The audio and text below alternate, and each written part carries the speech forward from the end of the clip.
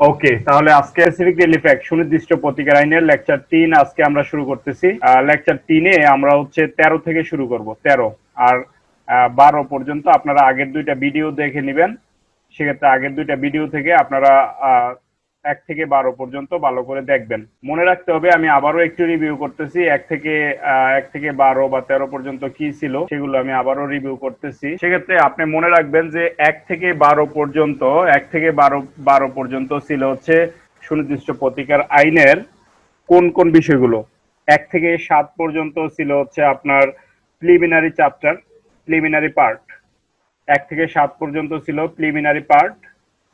প্রাথমিক যে অংশটা থাকে সেখানে আমরা দেখার চেষ্টা করছি যে কয়ভাবে স্পেসিফিক রিলিফ দেওয়া যায় সেকশন 5-এ। এটা ইম্পর্টেন্ট, কয়ভাবে স্পেসিফিক রিলিফ দেওয়া যায়। আপনি মনে রাখবেন যে এসআর অ্যাক্টের স্পেসিফিক রিলিফ অ্যাক্ট বা সুনির্দিষ্ট প্রতিকার আইনের 5 ধারায় 5 ভাবে স্পেসিফিক রিলিফ প্রদান করা যায়, ওইটা মনে রাখলেই হবে। আর হচ্ছে আপনার এখানে তারপরে যেটা মনে রাখতে হবে সেটা হচ্ছে গিয়ে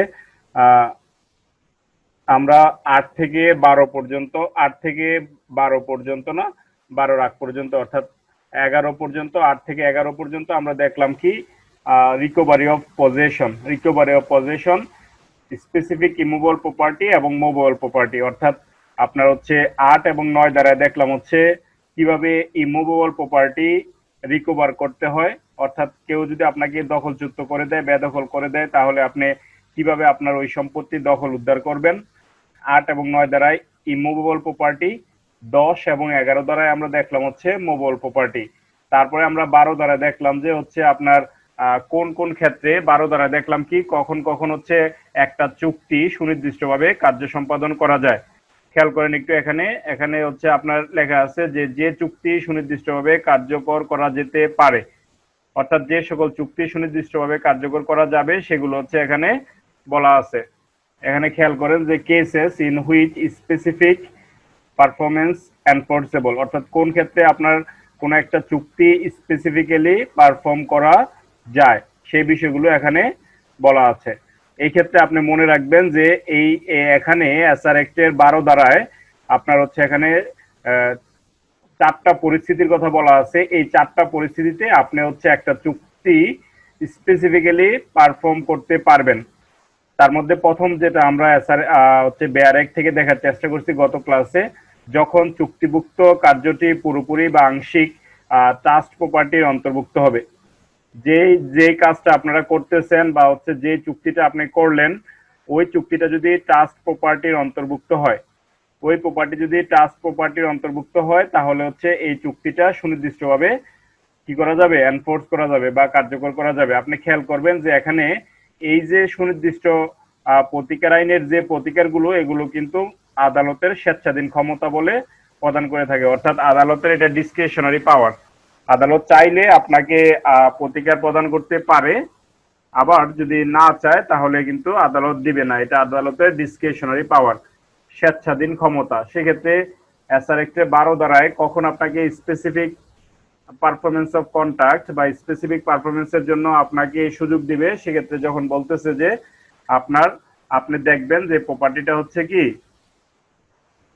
প্রপার্টিটা হচ্ছে আপনার টাস্ক প্রপার্টির অন্তর্ভুক্ত ছিল। যেই প্রপার্টিটা নিয়ে আপনি সম্মতিভুক্ত কার্য সম্পাদনের জন্য চুক্তি করলেন, সেটা যদি টাস্ক প্রপার্টির অন্তর্ভুক্ত হয়, অথবা যে চুক্তিটা আপনি করলেন যদি এই চুক্তি যদি কার্যকর করা না হয়, কার্য সম্পাদন করা না হয়, তাহলে যে ক্ষতি আপনার হয়ে যাবে সেই ক্ষতির পরিমাণ হচ্ছে আপনার কি মানদণ্ড নেই, টাকায় নির্ণয় করার কোনো মানদণ্ড নেই। অর্থাৎ আপনি ওই ক্ষতিটার আপনি হচ্ছে পূরণ করতে পারবেন না টাকা দিয়ে, কোনো টাকা পয়সা দিয়ে আপনি সেটা পূরণ করতে পারবেন না। যদি এরকম কোনো চুক্তি হয়, সেক্ষেত্রে ওই চুক্তিটা স্পেসিফিক্যালি পারফর্ম করা যাবে, অর্থাৎ যে বিষয়টা নিয়ে চুক্তি করতেছেন ওই বিষয়টাই।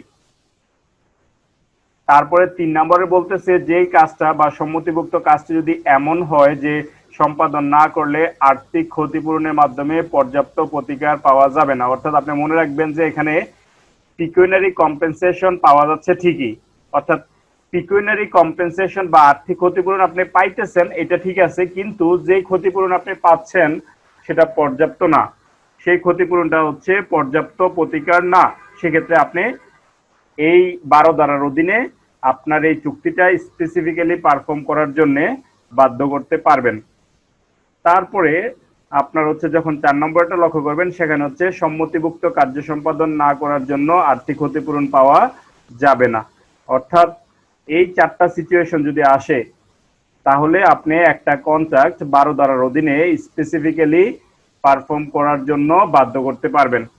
এই ক্ষেত্রে আপনি মামলা দায়ের করলে আদালত তার বিবেচনামূলক ক্ষমতা বা ডিসক্রিশনারি পাওয়ার অ্যাপ্লাই করে, প্রয়োগ করে যদি আদালত দেখে যে এই 4টা গ্রাউন্ডের কোনো একটা গ্রাউন্ডকে কাভার করে, সেক্ষেত্রে আপনার ওই চুক্তিটা সুনির্দিষ্টভাবে বাস্তবায়ন করার জন্য আদালত ডিক্রি দিবে। দেখেন এখানে এই যে 3টা 2, 3, 4 অর্থাৎ 2, 3 এবং হচ্ছে 4, এই 3টা কিন্তু আপনার কাছে একটু একটু মানে ডিফারেন্স, খুব সূক্ষ্ম ডিফারেন্স। একটা হচ্ছে দেখেন, আপনার যদি কাজটা এরকম হয় যে কোনো আর্থিক মানদণ্ড নাই, অর্থাৎ আপনি কোনো পরিমাণ ঠিক কত হবে সেটা নির্ণয় করতে পারতেছেন না, তারপরে একটা পরিমাণ নির্ণয় করতে পারতেছেন কিন্তু পর্যাপ্ত হইতেছে না, তারপরে একটা কোনো পরিমাণ নির্ণয় করাই যাবে না, মানে আর্থিক কোনো ক্ষতিপূরণ পাওয়াই যাবে না। এই 3টা কিন্তু এরকম। একটা হচ্ছে মানদণ্ড নেই, যে কিভাবে আমি এটার ডিটারমাইন করব সেটা এখানে নেই। আরেকটা বিষয় হচ্ছে যে এখানে আপনার মানদণ্ড আছে, কিন্তু যদি ওই মানদণ্ড অ্যাপ্লাই করে যদি আমরা এখন আর্থিক ক্ষতিপূরণ নির্ণয় করি, সেক্ষেত্রে হচ্ছে পর্যাপ্ত প্রতিকার পাওয়া যাবে না। আর লাস্টের যেটা, সেটা হচ্ছে গিয়ে আপনার এখানে আর্থিক কোনো ক্ষতিপূরণ পাওয়া যাবে না। এখন এখানে একটা হচ্ছে মনে রাখতে হবে আপনার, যে এই বিষয়টা যে সুনির্দিষ্ট কার্য সম্পাদনের জন্য, চুক্তি অনুসারে সুনির্দিষ্ট কার্য সম্পাদনের জন্য আপনি যে আদালতে গিয়ে মামলা করবেন, সেই মামলাটা করতে হবে 1 বছরের মধ্যে। সেই মামলা করতে হবে আপনাকে 1 বছরের মধ্যে, অর্থাৎ যেদিন থেকে আপনার এই স্পেসিফিক পারফরমেন্সের যে কন্ট্রাক্ট, যে চুক্তি, এটা যদি আপনি বাস্তবায়ন করতে না পারেন, সেক্ষেত্রে আপনাকে পরবর্তীতে এই চুক্তি বাস্তবায়ন করার জন্য অপরপক্ষ যখন অস্বীকার করবে, তার থেকে 1 বছরের মধ্যে আপনাকে আদালতে গিয়ে মামলাটা দায়ের করতে হবে। এবং এটা বলা আছে কোথায়? এটা বলা আছে তামাদি আইনের শিডিউল 1, শিডিউল 1-এর অনুচ্ছেদ 113-তে। অর্থাৎ আপনাকে এই এই যে লিমিটেশন, তামাদির মেয়াদরা, এটা মনে রাখতে হবে, কারণ প্রিলিমিনারি পরীক্ষায় বা এমসিকিউ পরীক্ষায় আপনাকে তুলে দেয় যে স্পেসিফিক পারফরমেন্সের মামলাটা আপনি কিভাবে করবেন, বুঝছেন? সেই ক্ষেত্রে এটা হচ্ছে আপনার মূল বিষয়। তারপরে খেয়াল করেন, এখানে আপনি 12 ধারায় মামলা করলে আপনাকে কোর্ট ফি দিতে হয়। কোর্ট ফি 12 ধারায় মামলা করলে আপনাকে আদালতে কোর্ট ফি দিতে হবে। সেক্ষেত্রে কোর্ট ফির ক্ষেত্রে বলতেছে যে আপনার যেই চুক্তিটার জন্য বা যেই জমির, মানে যে জমি নিয়ে চুক্তি হয়েছে, ওই জমির জন্য যদি আপনি মামলা দায়ের করে থাকেন পারফর্ম করার জন্য, সেক্ষেত্রে আপনাকে জমির মূল্য অনুপাতে বা অ্যাড ভ্যালুরাম কোর্ট ফি প্রদান করতে হবে। আপনাকে অ্যাড ভ্যালুরাম কোর্ট ফি প্রদান করতে হবে। মনে রাখতে হবে যে 12 ধারায় মামলা করতে হলে আমাকে 1 বছরের মধ্যে মামলা করতে হবে, এবং আমাকে যে কোর্ট ফি পরিশোধ করতে হবে আদালতে, সেটা হচ্ছে ad valorem court fee. Ad valorem court fee. তাহলে এতটুকু হচ্ছে আপনার 12 ধারার বিষয়বস্তু। 12 ধারাতে আপনাকে প্রশ্ন আসলে যে বিষয়টা আসবে, সেটা হচ্ছে যে কয়টি ক্ষেত্রে চুক্তি সুনির্দিষ্ট কার্য সম্পাদন করা যায়। তাহলে আপনি বলবেন 4টি ক্ষেত্রে। সেই 4টা ক্ষেত্র কি কি? যদি ট্রাস্ট প্রপার্টির অন্তর্ভুক্ত হয়, যদি সম্মতিভুক্ত কার্য সম্পাদন না করলে তার ক্ষতিপূরণ নির্ণয় করার মানদণ্ড না থাকে, যদি আর্থিক ক্ষতিপূরণ পাওয়া যায় কিন্তু সেটা পর্যাপ্ত না হয়, তারপরে লাস্টে বলতেছে যে যদি সম্মতিভুক্ত আপনার হচ্ছে এই কার্য সম্পাদন না করলে কোনো আর্থিক ক্ষতিপূরণই পাওয়া না যায়। তারপরে আমরা মনে রাখবো এখন 13 থেকে 17 পর্যন্ত, 13 থেকে 17 পর্যন্ত বা হচ্ছে আপনার 13, 14, 15, 16, হ্যাঁ, এই 13, 14, 15, 16, 17 এগুলো হচ্ছে আপনার মানে চুক্তি সুনির্দিষ্ট কার্য সম্পাদন করার জন্য আপনার কি সম্পূর্ণ চুক্তি সুনির্দিষ্টভাবে কার্য সম্পাদন করতে হবে, নাকি হচ্ছে আপনার একটা চুক্তি আপনি মামলা একটা চুক্তি করলেন, সে চুক্তি অর্ধেক অর্ধেক ডিভাইডেড হয়ে গেল, অর্ধেক পারফর্ম করা যাচ্ছে, বাকি অর্ধেক পারফর্ম করা যাচ্ছে না। সেক্ষেত্রে আদালত কি যে অংশটা পারফর্ম করা যাচ্ছে ওইটার জন্য সুনির্দিষ্টভাবে কার্য সম্পাদনের আদেশ দিবে কিনা, আর যেটা পারফর্ম করা যাচ্ছে না সেটার জন্য কি করতে হবে, এই বিষয়গুলো বলা আছে হচ্ছে আপনার 13, 14, 15, 16, 17। অর্থাৎ পার্শিয়ালি সুনির্দিষ্ট কার্য, পার্শিয়ালি হচ্ছে স্পেসিফিক রিলিফ প্রদান করা যাবে কিনা, অর্থাৎ আপনাকে পার্টলি, হ্যাঁ, পার্শিয়ালি আপনাকে সুনির্দিষ্ট প্রতিকার দেওয়া যাবে কিনা, সেগুলো বলা হচ্ছে 13, 14, 15, 16। এখন আপনি একটু ভালো করে মনোযোগ দিয়ে শুনবেন যে বলতেছিলাম আপনাদের যে 13 থেকে 17 পর্যন্ত হচ্ছে পার্শিয়ালি কোনো চুক্তি সুনির্দিষ্টভাবে কার্যকর করা যাবে কিনা। একটু খেয়াল করবেন, এখানে একটু বুঝার বিষয় আছে যে কখন আসলে পার্শিয়ালি পারফর্ম করা যাবে। মনে রাখবেন, একটা চুক্তি যদি আপনি করেন এখানে দুইটা পক্ষ থাকবে, আর একটা মামলাও যদি আদালতে করতে যান তাহলে সেই ক্ষেত্রেও কিন্তু দুইটা পক্ষ থাকবে। যদি একটা জমি নিয়ে আপনি চুক্তি করেন, একজন থাকবে ক্রেতা আর একজন থাকবে বিক্রেতা। যদি আপনি আদালতে মামলা করতে যান তাহলে একজন থাকবে বাদী, একজন থাকবে বিবাদী। সেক্ষেত্রে এই বিষয়গুলো বোঝার জন্য আপনি একটু ভালো করে খেয়াল করবেন। প্রথমত, চুক্তির বিষয়বস্তু আংশিকভাবে বিলুপ্ত হয়ে গেলে contract of which the subject has partially ceased, অর্থাৎ 13 ধারার যে টাইটেলটা, 13 ধারা হচ্ছে যদি কোনো একটা চুক্তি কি হয়ে যায়, পার্শিয়ালি চিজ হয়ে যায়, অর্থাৎ পার্শিয়ালি হচ্ছে আপনার নষ্ট হয়ে যায়, অর্ধেক যদি নষ্ট হয়ে যায়, সেক্ষেত্রে চুক্তিটা বাস্তবায়ন করা যাবে কিনা, সুনির্দিষ্ট কার্য সম্পাদন করা যাবে কিনা। চুক্তির বিষয়বস্তু আংশিকভাবে বিলুপ্তি, contract of which the subject has partially ceased. তাহলে 13 ধারা যেটা বলতেছে, আপনাকে কোনো একটা চুক্তি করলেন আপনি, সেক্ষেত্রে একটা চুক্তি করার পরে ওই চুক্তি যখন সুনির্দিষ্টভাবে আপনি কি করতে যাবেন, কার্য সম্পাদন করতে যাবেন, সুনির্দিষ্টভাবে যখন চুক্তি বাস্তবায়ন করতে যাবেন, সেক্ষেত্রে আপনি দেখলেন যে যেদিন চুক্তি করলেন তার পরের দিনে হচ্ছে গিয়ে ওইটা ঘূর্ণিঝড়ে বা অন্য কোনো ভাবে ওই চুক্তির অর্ধেক কার্য সম্পাদনের অযোগ্য হয়ে গেছে, আর বাকি অর্ধেক আপনি কার্য সম্পাদন করতে পারতেছেন। সেক্ষেত্রে কি হবে? এক্ষেত্রে বলতেছে যে চুক্তির বিষয়বস্তু আংশিকভাবে বিলুপ্ত হয়েছে, উক্ত চুক্তি কার্য সম্পাদনে বাধ্য করা যেতে পারে বলে নাই যাবে, বলছে যেতে পারে, অর্থাৎ আপনাকে কখন যাবে সেই বিষয়টা মনে রাখেন। যদি অর্ধেক অর্ধেক হয় তাহলেও আপনি পারবেন, যদি অর্ধেক অর্ধেক হয় তাহলেও আপনি পারবেন। এখানে শুধুমাত্র বলছে যেতে পারে। যেমন ক্ষয়ের নিকট একটি বাড়ি 1 লক্ষ টাকায় বিক্রি করা চুক্তিবদ্ধ হলো। দেখেন, নামক একজন ব্যক্তি সে কি করলো, 1 লক্ষ টাকায় একটি বাড়ি বিক্রয় করার জন্য চুক্তিবদ্ধ হলো।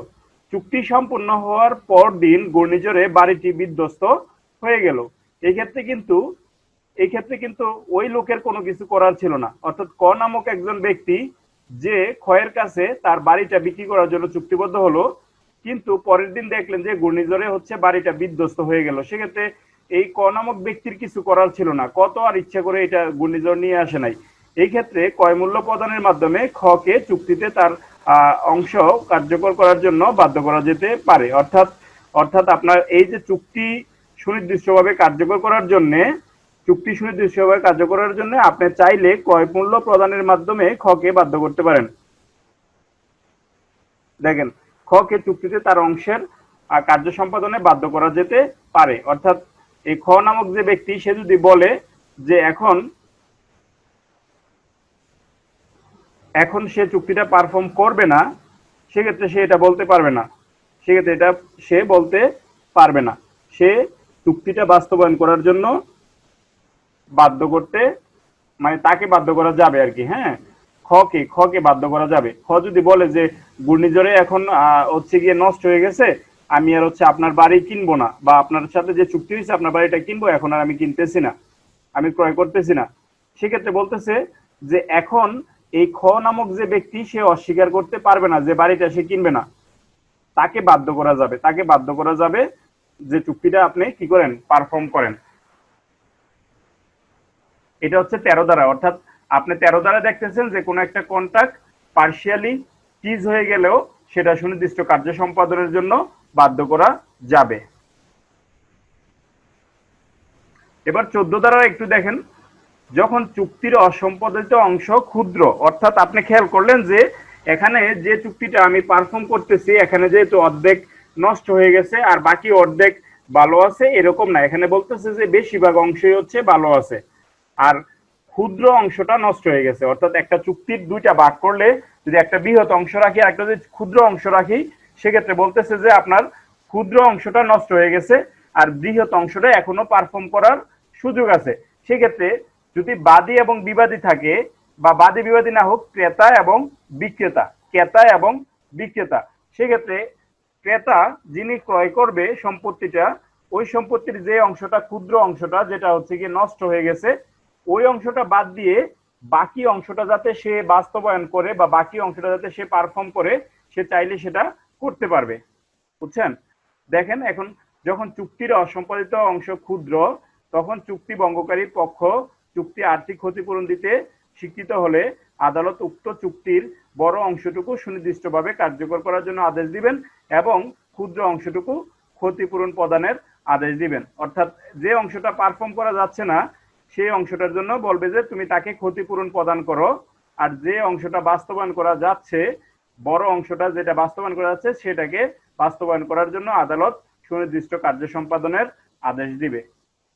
অর্থাৎ আপনি এক কথায় মনে রাখবেন, যদি আনপারফর্ম অংশটা ছোট হয় ক্ষুদ্র হয় তাহলে এটা সুনির্দিষ্টভাবে কার্যকর করা যাবে। এখন যে অংশটা ছোট যেটা আনপারফর্মড যেটা হচ্ছে আপনার ক্ষুদ্র অংশ এটার জন্য ক্ষতিপূরণ দিবে আর বাকি অংশটা সুনির্দিষ্ট কার্য সম্পাদন করবে, বাকি যে অংশটা করা যাচ্ছে এটা করবে। এখন বলতেছে আপনার এখানে দেখেন এই যে 15 নম্বর যে সেকশন সেখানে বলতেছে specific performance of part of contract where part performed is large. অর্থাৎ এখানেও চুক্তিটার অর্ধেক না, এখানেও চুক্তিটা হচ্ছে আপনার পার্শিয়ালি আনপারফর্মড হয়ে গেছে। সেক্ষেত্রে বলতেছে যে অংশটা আনপারফর্মড অর্থাৎ যে অংশটা আপনি পারফর্ম করতে পারতেছেন না এই অংশটা হচ্ছে বড়, এই অংশটা বড় আর বাকি অংশটা ছোট।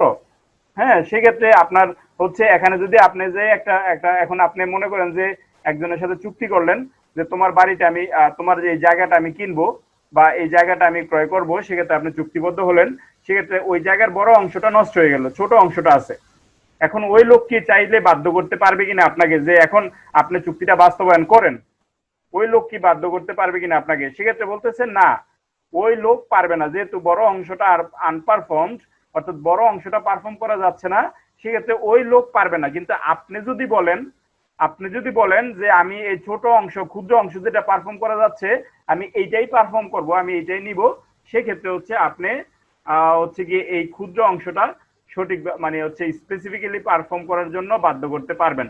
এক্ষেত্রে আপনি বাদী মানে আপনি চাইলে পারবেন যে আমি ক্ষুদ্র অংশ যেটা পারফর্ম করা যাচ্ছে সেটাই হচ্ছে গিয়ে আমি এখন বাস্তবায়ন করতে চাচ্ছি বা আমি এই ক্ষুদ্র অংশটাই নিব।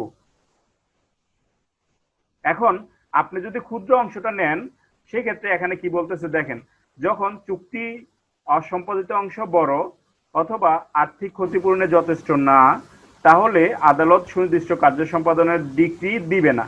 আদালত এক্ষেত্রে দিবে না। আদালত যেহেতু বাদীর ক্ষতি হয়ে যাচ্ছে, যদি এখানে যদি আদালত বলে বাদীকে যে তুমি সুনির্দিষ্টভাবে কার্য সম্পাদন করো তাহলে কিন্তু আদালতে দেখলেন যে তাহলে বাদীর ক্ষতি হচ্ছে। কেন? কারণ এখানে ছোট অংশটা পারফর্ম করতেছে, বড় অংশটা তো তাহলে সুবিধা বিবাদী নিয়ে নিচ্ছে, সেক্ষেত্রে বলছে আদালত সাধারণত দিবে না। তবে আদালত এই ক্ষেত্রে সুনির্দিষ্ট কার্য সম্পাদনের আদেশ তখনই দিবে যখন আপনি বাদী আপনি বলতেছেন যে আমার ক্ষতি হলে হোক, যেহেতু এটা টাকায় নির্ণয় করা সম্ভব হচ্ছে না সেক্ষেত্রে আমি ক্ষুদ্র অংশ যেটা আছে আমি ওই অংশটাই আমি স্পেসিফিক্যালি পারফর্ম করব, আর বড় অংশটা যেটা পারফর্ম করতে পারতেছি না এটার উপর আমার কোনো দায় দাবি নাই, আমি এটা দাবি ত্যাগ করে দিলাম। যদি আপনি ত্যাগ করে দেন তাহলে হচ্ছে কি আপনার আদালত এটা স্পেসিফিক্যালি পারফর্ম করার আদেশ দিবে। তার মানে 13তে কি দেখলেন? 13তে দেখলেন হচ্ছে যদি আংশিকভাবে যদি এটা আনপারফর্ম হয়ে যায় তাহলে আদালত চাইলে সেটা ডিসক্রিশনারি পাওয়ার প্রয়োগ করে সুনির্দিষ্ট কার্য সম্পাদনের আদেশ দিতে পারে। তারপরে 14তে কি দেখলেন? 14তে এসে দেখলেন যে যখন আপনি ওই যে পারফর্ম করতেছেন ওই পারফর্মের অংশটা হচ্ছে বড় আর আনপারফর্ম যে অংশটা আছে ওই আনপারফর্ম অংশটা হচ্ছে ছোট, সেক্ষেত্রে আনপারফর্ম অংশটা যেহেতু ছোট সুতরাং এই ক্ষেত্রে হচ্ছে আদালত সাধারণত সুনির্দিষ্ট কার্য সম্পাদনের জন্য আদেশ দিবে। সেক্ষেত্রে আদালত বলবে যে বড় অংশ যেটা পারফর্ম করা যাচ্ছে সেটা পারফর্ম করো আর ক্ষুদ্র অংশের জন্য তোমাকে ক্ষতিপূরণ দেওয়া হবে। আর যখন 15তে এসে দেখলেন যে আপনার যখন আপনি চুক্তিটা করলেন ওই চুক্তির সম্পত্তির বড় অংশটাই হচ্ছে আনপারফর্ম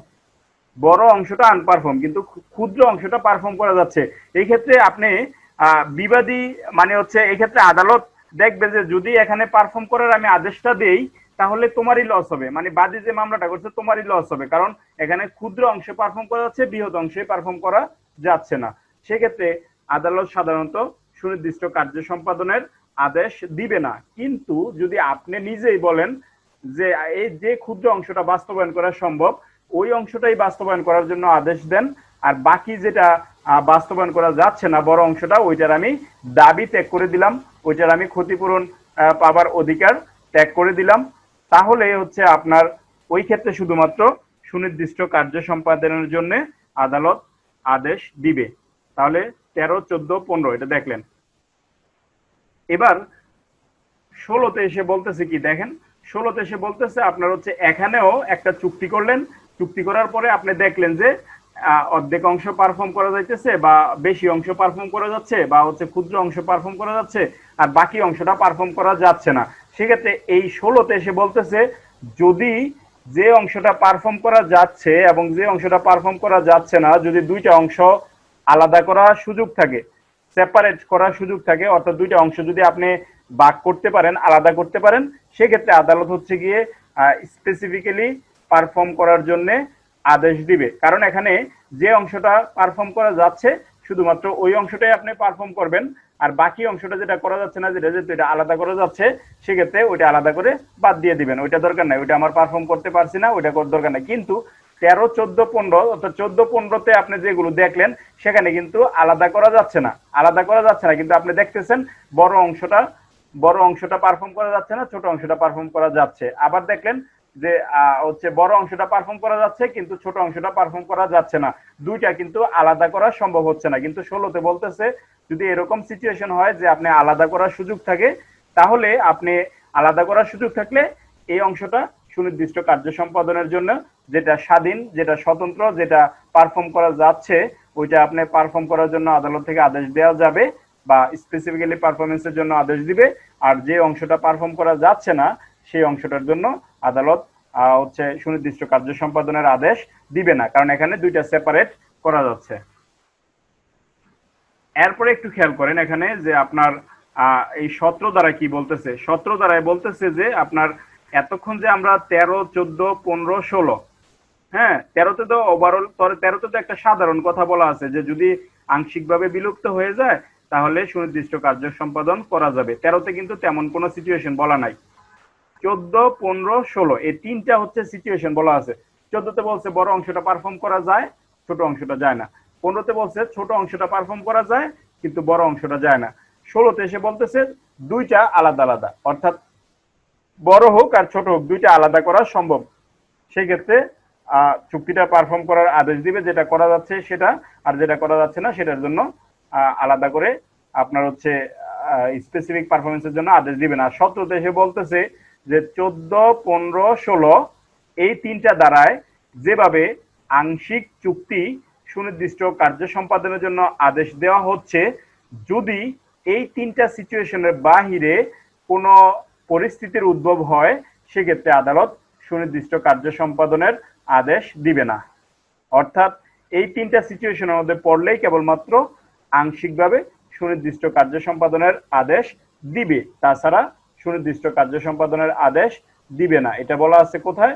এটা বলা আছে 17তে। অর্থাৎ bar in other cases of specific performance of part of contract, অর্থাৎ কোনো একটা চুক্তির আংশিক স্পেসিফিক পারফরমেন্সের জন্য আপনি মামলা করতে পারবেন শুধুমাত্র 14, 15, 16 সিচুয়েশন যদি পরিস্থিতি যদি উদ্ভব হয় বা হচ্ছে লক্ষ্য করা যায়। যদি 14, 15 বাইরে যদি কোনো চুক্তি হয় সেক্ষেত্রে ওইটা সুনির্দিষ্টভাবে কার্য সম্পাদন সম্ভব না। তার মানে আপনি এখানে 14, 15, 16, 17 দেখলেন, এগুলোর থেকে আপনার হচ্ছে এখানে দেখেন এরপরে কি আছে। এই যে 12 দ্বারায় আমরা যে একটা বিষয় পড়লাম, 12 দ্বারায় হচ্ছে 4টা পরিস্থিতির কথা বললাম। এখানে 4টা পরিস্থিতির মধ্যে একটা পরিস্থিতি ছিল হচ্ছে আপনার এই যে সম্মতিভুক্ত কার্য সম্পাদন না করলে কার্যত যে ক্ষতিটা হবে সেটার কোনো মানদণ্ড না থাকলে তাহলে স্পেসিফিক্যালি পারফর্ম করা যাবে। এখন এই 12 দ্বারার একটা এক্সপ্লানেশন আছে, ওই এক্সপ্লানেশনে গিয়ে বলতেছে যদি কোনো ইমুভেবল প্রপার্টি নিয়ে চুক্তি হয়, যদি কোনো স্থাবর সম্পত্তি হস্তান্তর সংক্রান্ত চুক্তি ভঙ্গের জন্য প্রতিকার প্রার্থনা করেন তাহলে আদালত ধরে নিবে যে ইমুভেবল প্রপার্টি নিয়ে যে চুক্তিটা হয়েছে যদি ওই চুক্তি লঙ্ঘন করা হয় তাহলে সেটা আর্থিক ক্ষতিপূরণ দিয়ে পর্যাপ্ত হবে না। অর্থাৎ এই চুক্তি আর্থিক ক্ষতিপূরণ দিয়ে পর্যাপ্ত হবে না। 12 ধারার যে ব্যাখ্যা এক্সপ্লানেশন, ওই ব্যাখ্যাতে বলা আছে যে যদি ইমুভেবল প্রপার্টি নিয়ে কোনো চুক্তি হয় এবং এই চুক্তি যদি ভঙ্গ করার মানে ভঙ্গ হয় বা হচ্ছে আপনার ব্রিচ অফ কন্ট্রাক্ট হয়, সেক্ষেত্রে ওই চুক্তি আর আর্থিক ক্ষতিপূরণ দিয়ে পর্যাপ্ত হবে না। অর্থাৎ এই চুক্তি স্পেসিফিক্যালি পারফর্ম করার জন্য আপনি আদালতে মামলা দায়ের করতে পারবেন। এখানে যেগুলো বলা আছে আপনার যদি একটু খেয়াল করেন, একটি চুক্তি সুনির্দিষ্টভাবে বলবৎ করা যায় যখন, একটি চুক্তি সুনির্দিষ্টভাবে বলবৎ করা যায় যখন, অর্থাৎ এটা অ্যাডভোকেটশিপ পরীক্ষায় 2013 সালে আসছে যে একটা চুক্তি কখন স্পেসিফিক পারফর্ম করা যাবে। আমরা 12 ধারা 4টা সিচুয়েশন দেখলাম। ওই সিচুয়েশন যদি আসে, যেমন তার মধ্যে একটা ছিল হচ্ছে ইহা যদি আর্থিক ক্ষতিপূরণ দ্বারা পর্যাপ্ত প্রতিকার না হয়, ইহা যদি আর্থিক ক্ষতিপূরণ দ্বারা পর্যাপ্ত প্রতিকার না হয় তাহলে কেবলমাত্র স্পেসিফিক্যালি পারফর্ম করার জন্য আদেশ দেওয়া যাবে। আপনাকে অবশ্যই 12 ধারা 4টা পরিস্থিতি অবশ্যই মুখস্থ রাখতে হবে, নোট করে পড়ে ফেলবেন, কারণ হচ্ছে এই 12 ধারা থেকেই প্রশ্নটা পরীক্ষার মধ্যে আসে। তারপরে দেখেন জুডিশিয়ারিতে যে প্রশ্নটা আসছে, জুডিশিয়ারিতে খেয়াল করেন 13, 14, 15, 16 ওইগুলো থেকে আসছে। ক, একটি বাড়ি 1 লক্ষ টাকায় ক্ষয়ের নিকট বিক্রি করতে চুক্তি করে। ক, একটি বাড়ি 1 লক্ষ টাকায় ক্ষয়ের নিকট বিক্রয় করতে চুক্তি করে, পরদিন ঘূর্ণিঝড়ে বাড়িটি ধ্বংস হয়ে যায়। এই ক্ষেত্রে কোনটি সঠিক হবে? তার মানে এই ক্ষেত্রে কোনটি সঠিক হবে? ঘূর্ণিঝড়ে ধ্বংস হয়ে গেলে তো কয়ের কিছু করার ছিল না। ঘূর্ণিঝড়ে যদি ধ্বংস হয়ে যায় তাহলে কয়ের কিছু করার ছিল না। সেক্ষেত্রে খকে ক্ষতিপূরণ দেওয়ার জন্য বা ক্রয় মূল্য পরিশোধ করার জন্য বাধ্য করা যাবে। খকে কি করা যাবে? খকে ক্রয় মূল্য পরিশোধের জন্য বাধ্য করা যাবে, কারণ এখানে ঘূর্ণিঝড়ে ধ্বংস হয়ে গেলে তো কয়ের কিছু করার ছিল না, কত আর এখানে ঘূর্ণিঝড় নিয়ে আসে নাই। সেক্ষেত্রে খকে তার ক্রয় মূল্য পরিশোধ করার জন্য বাধ্য করা যাবে। খ যেই মূল্যে টাকা বাড়িটা কিনতে চাইছে, জমিটা কিনতে চাইছে, ওই বাড়ির মূল্য অবশ্যই ককে পরিশোধ করতে হবে, না করলে সে হচ্ছে গিয়ে মামলা করবে। এটা কোথায় বলা ছিল? এটা আমরা পড়ে আসছি উপরে, যে উদাহরণ ধারা 13 ইলাস্ট্রেশন 1 ইলাস্ট্রেশন কতে এটা বলা ছিল। তারপরে এরপরে দেখেন 2014 সালে বিজিএস পরীক্ষায় যেটা আসছে সেটা হচ্ছে চুক্তি প্রবলের মামলা দায়েরের ক্ষেত্রে তামাদি মেয়াদকাল কত। আমি আগেই বলে দিচ্ছি যে অবশ্যই এই চুক্তি প্রবলের তামাদির মেয়াদটা মনে রাখতে হবে। এটা তামাদি আইনের শিডিউল 1 এর 113 নম্বর অনুচ্ছেদে বলা ছিল যে এটা হবে 1 বছর। তারপরে আপনি খেয়াল করেন কোন চুক্তি সুনির্দিষ্টভাবে পালন করার জন্য বাধ্য করা যাবে। আবারও 12 ধারা থেকে প্রশ্নটা দিছে, কোন চুক্তি সুনির্দিষ্টভাবে প্রতিপালন করার জন্য বাধ্য করা যাবে। এই ক্ষেত্রে বলা হচ্ছে যে চুক্তি পালন না হলে ক্ষতি অর্থ দ্বারা পূরণযোগ্য। অর্থ দ্বারা পূরণযোগ্য হলে তো আর এটা সুনির্দিষ্টভাবে কার্য সম্পাদন করার দরকার নাই, অর্থ দিয়ে পূরণ করে দিবে। যখন কোনো ট্রাস্টি সংশ্লিষ্ট পরিপন্থী চুক্তি হয় না, ট্রাস্ট প্রপার্টির অন্তর্ভুক্ত চুক্তি হলে এটা সুনির্দিষ্ট কার্য সম্পাদন করতে হবে, কিন্তু এটা যদি পরিপন্থী হয় তাহলে করা যাবে না। অর্থ দ্বারা পূরণযোগ্য হলেও করা যাবে না, কোনো চুক্তি বাতিলযোগ্য হলেও করা যাবে না। অর্থাৎ যখন কোনো স্থাবর সম্পত্তি বিক্রয় চুক্তি হয়, আমরা দেখলাম যে স্থাবর সম্পত্তি বিক্রয় চুক্তিটা যখন আমরা 12 ধারার এক্সপ্লানেশন দেখলাম, তখন ওইখানে বলা ছিল যে যদি কখনো স্থাবর সম্পত্তি বিক্রয় সংক্রান্ত চুক্তি হয় এবং এই চুক্তি যদি ভঙ্গ করা হয়, সেক্ষেত্রে মনে রাখতে হবে যে এই ক্ষেত্রে আর্থিক ক্ষতিপূরণ দিয়ে হচ্ছে প্রতিকার পাওয়া সম্ভব নয়। অর্থাৎ 12 ধারার এক্সপ্লানেশন থেকে এই প্রশ্নটা এখানে পড়ছে পরীক্ষার মধ্যে। তারপরে অ্যাডভোকেটশিপ পরীক্ষায় যে প্রশ্নটা করছে দেখেন, নিচের কোনটি আইন অনুযায়ী বলবৎযোগ্য। নিচের কোনটি আইন অনুযায়ী বলবৎযোগ্য, অর্থাৎ এখানে আইন অনুযায়ী বলবৎযোগ্য কোনগুলো এগুলো আমরা দেখব। যে এ বি এর সাথে বিক্রয়ের সম্পত্তি বিক্রয়ের চুক্তি করছে, এইটা আপনি আইন দ্বারা বলবৎযোগ্য করতে পারবেন, কিন্তু এই ব্যক্তিগত সেবা দেওয়ার জন্য, বিয়ে করার জন্য বা উপন্যাস প্রকাশ করবে, যেগুলো আমার ব্যক্তিগত ইয়ার উপর রিলেটেড, ব্যক্তিগত যোগ্যতার উপর রিলেটেড, এগুলোর উপরে চুক্তি সুনির্দিষ্ট বাস্তবায়ন করা যায় না। আমরা পরের সেকশনগুলোতে পড়বো, পরের সেকশনগুলোতে এই বিষয়গুলো বলা আছে যে কখন কখন একটা চুক্তি সুনির্দিষ্টভাবে কার্য সম্পাদন করা যায় না। 21 ধারা যখন পড়বো তখন আমরা 21 ধারা এই বিষয়গুলো দেখব। আচ্ছা, কয়টি ক্ষেত্রে একটি চুক্তি সুনির্দিষ্টভাবে কার্য সম্পাদন আদেশ দেওয়া যায়? 4টি ক্ষেত্রে। তারপরে বলা হচ্ছে দেখেন কখন কখন সুনির্দিষ্ট কার্য সম্পাদন সম্ভব, যখন যখন হচ্ছে ক্ষতিপূরণ অপর্যাপ্ত হবে, যখন ক্ষতিপূরণ নির্ণয়ের কোনো মানদণ্ড না থাকবে, যখন ক্ষতিপূরণ না পাওয়া যাবে, অর্থাৎ এই সবগুলোই হচ্ছে ওই ক্ষেত্র ছিল 12 নম্বর ধারায় 2, 3, 4 যে ক্ষেত্র, যে সিচুয়েশন, যে পরিস্থিতিগুলো বলা ছিল, এই সবগুলোই এখানে আছে। ডিসকানেক্ট হয়ে গেলে আবার আসবেন। তারপরে একটু খেয়াল করেন যে কোন চুক্তি, কোন কোন ধারায় চুক্তি অংশবিশেষ সুনির্দিষ্টভাবে কার্য সম্পাদন করা যায়। আমি আরেকটু আগে আপনাদের বলে দিছি যে 17 ধারায় বলা ছিল 14, 15, 16 এই তিনটা পরিস্থিতি যদি উদ্ভব হয় তাহলে শুধুমাত্র আংশিকভাবে সুনির্দিষ্ট কার্য সম্পাদন করা যাবে। আর 13তে তো ওভারঅল বলা আছে যে যদি আংশিকভাবে পার্শিয়ালি যদি সুনির্দিষ্ট কার্য সম্পাদন করা হয় তাহলে সেটা বাস্তবায়ন করা যাবে। কিন্তু এখানে বাকি অপশনগুলো দেখে আপনি সিলেক্ট করতে পারেন 10-এ হবে না, 9-এও হবে না, 8-এও হবে না, তার মানে এটা আংশিকভাবে করা যাবে না। 12-তে করা যায়, 12-তে করা যাবে না, 13-তে করা যাবে, 14-তে করা যাবে, অর্থাৎ 12-তে করা যাবে না, এই জন্য এটা বাদ। তারপরে 18, 19, 18, 15, 16, 15-16-তে করা গেল, 18-তে করা যাবে না, তার মানে এটা বাদ। অর্থাৎ বাদ দিয়ে দিলেই বাকি থাকে 14, 15, 16, কারণ আমরা 17 দ্বারায় দেখে আসছি 14, 15, 16-তে যে বিষয়গুলো আসবে তখনই শুধুমাত্র আংশিকভাবে সুনির্দিষ্ট কার্য সম্পাদনের আদেশ দেওয়া যাবে। এখানে সবগুলো আপনি দেখলে পারবেন, বাসার মধ্যে দেখবেন, হ্যাঁ, বাসার মধ্যে একটু চেষ্টা করবেন, তাহলে পারবেন। এরপরে আমরা পরের সেকশনে চলে যাই। এখানে যতগুলো কত প্রশ্ন আছে দেখছেন, কারণ এই 12 ধারা থেকেই সব প্রশ্ন আসে। আচ্ছা, তাহলে আমরা 17 পর্যন্ত আগে দেখলাম, এখন আমরা দেখবো হচ্ছে সেকশন 18, অর্থাৎ 18 নম্বর সেকশনে কি বলা আছে। 18 নম্বর সেকশনে বলা আছে, দেখেন, ত্রুটিপূর্ণ সত্য সম্পন্ন বিক্রেতার বিরুদ্ধে ক্রেতার প্রতিকার কি হবে। ত্রুটিপূর্ণ সত্য সম্পন্ন বিক্রেতার বিরুদ্ধে ক্রেতার প্রতিকার কি হবে। এখানে purchaser's right against the vendor with imperfect title, খেয়াল করেন।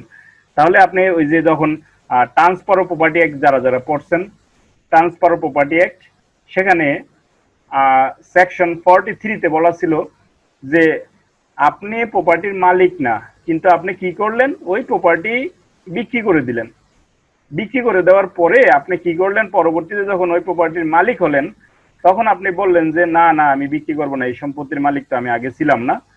তখন আপনি অস্বীকার করতেছেন, কিন্তু ওইটা আপনি অস্বীকার করতে পারেন না। অর্থাৎ ওইখানে feeding grant by the estoppel, feeding grant by the estoppel, স্টপেলে বার হয়ে যাবেন আপনি, ওইখানে এরকম বলা ছিল। ঠিক এই এসআর অ্যাক্টের 18 ধারায়ও ওই কথাটাই বলা আছে এখানে, purchaser's right against vendor with imperfect title. অর্থাৎ এই ক্ষেত্রে আপনার হচ্ছে যে পারচেজার, আরেকটা হচ্ছে ভেন্ডর। মনে রাখবেন, পারচেজার মানে ক্রেতা, ভেন্ডর মানে বিক্রেতা।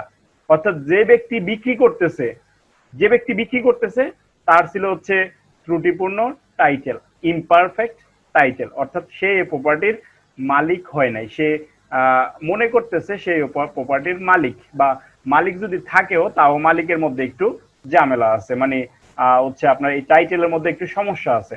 সে ওই ব্যক্তি ওই টাইটেলের সমস্যা থাকা অবস্থায় সে কি করলো, এই প্রপার্টিটা ধরেন আপনার কাছে বিক্রি করে দিল।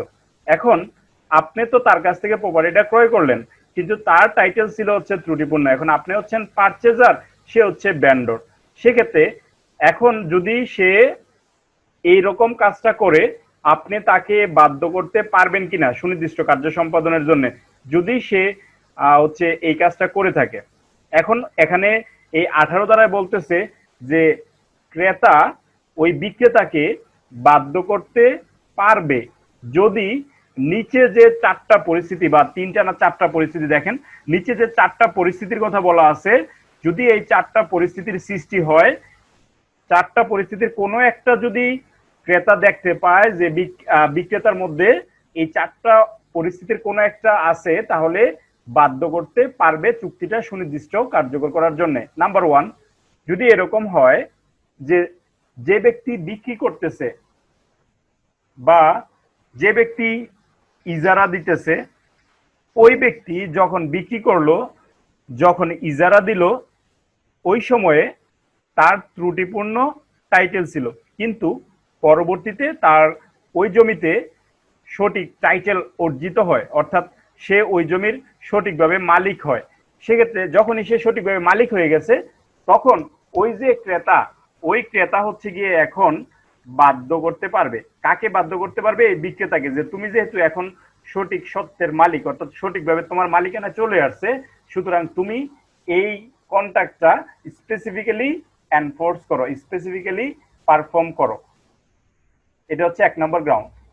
2 নম্বর গ্রাউন্ডে বলতেছে যে আপনার যেই ব্যক্তি, যে বিক্রেতা বা ইজারাদাতা যে প্রপার্টিটা আপনার কাছে বিক্রি করলো, এখন আপনি দেখলেন যে এই লোকের টাইটেলটা এখানে ত্রুটিপূর্ণ, কিন্তু যদি এই লোকের যে আত্মীয় স্বজন আছে তারা যদি অনুমতি দেয়, তাহলে এই লোকের সত্যটা এখানে ক্লিয়ার হয়ে যাবে। মানে এই লোকের এখানে একটা হচ্ছে আপনার মানে ত্রুটি মুক্ত একটা টাইটেল সৃষ্টি হবে, যদি এই লোকের কিছু কিছু ব্যক্তি আছে যাদের অনুমতি দরকার।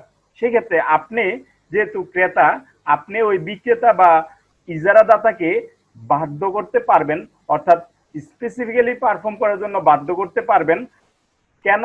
যে তুমি ওই অন্যান্য ব্যক্তিদের সম্মতি সংগ্রহ করো, অর্থাৎ ওই যে ব্যক্তি যাদের সম্মতি সংগ্রহ করতে পারলে চুক্তিটা সুনির্দিষ্টভাবে কার্যকর করা সম্ভব, তাদের সম্মতি বা তাদের হচ্ছে হচ্ছে আপনার এগ্রিমেন্ট বা তাদের সম্মতি যদি আপনি তাদের কনসেন্ট যদি আপনি আদায় করতে চান, তাহলে আপনি ওই ইজারাদাতা বা বিক্রেতাকে বাধ্য করতে পারবেন যে তাদের সম্মতি আদায় করার জন্য তুমি চেষ্টা করো, অর্থাৎ তুমি এই কাজটা করো। কারণ তাদের সম্মতি আদায় করতে পারলেই হচ্ছে আপনার তার এই সম্পত্তিতে সত্য বৈধ হবে, এবং আপনি যে সম্পত্তিটা ক্রয় করলেন সেই সম্পত্তিটার মধ্যে আর কোনো ত্রুটি থাকবে না, আপনি এটা স্পেসিফিক্যালি পারফর্ম করতে পারবেন। অর্থাৎ সত্য বৈধ করার জন্য অন্যান্য ব্যক্তিদের প্রয়োজন হলে বিক্রেতা বা ইজারাদাতাকে উক্ত সম্মতি সংগ্রহের জন্য বাধ্য করা যাবে।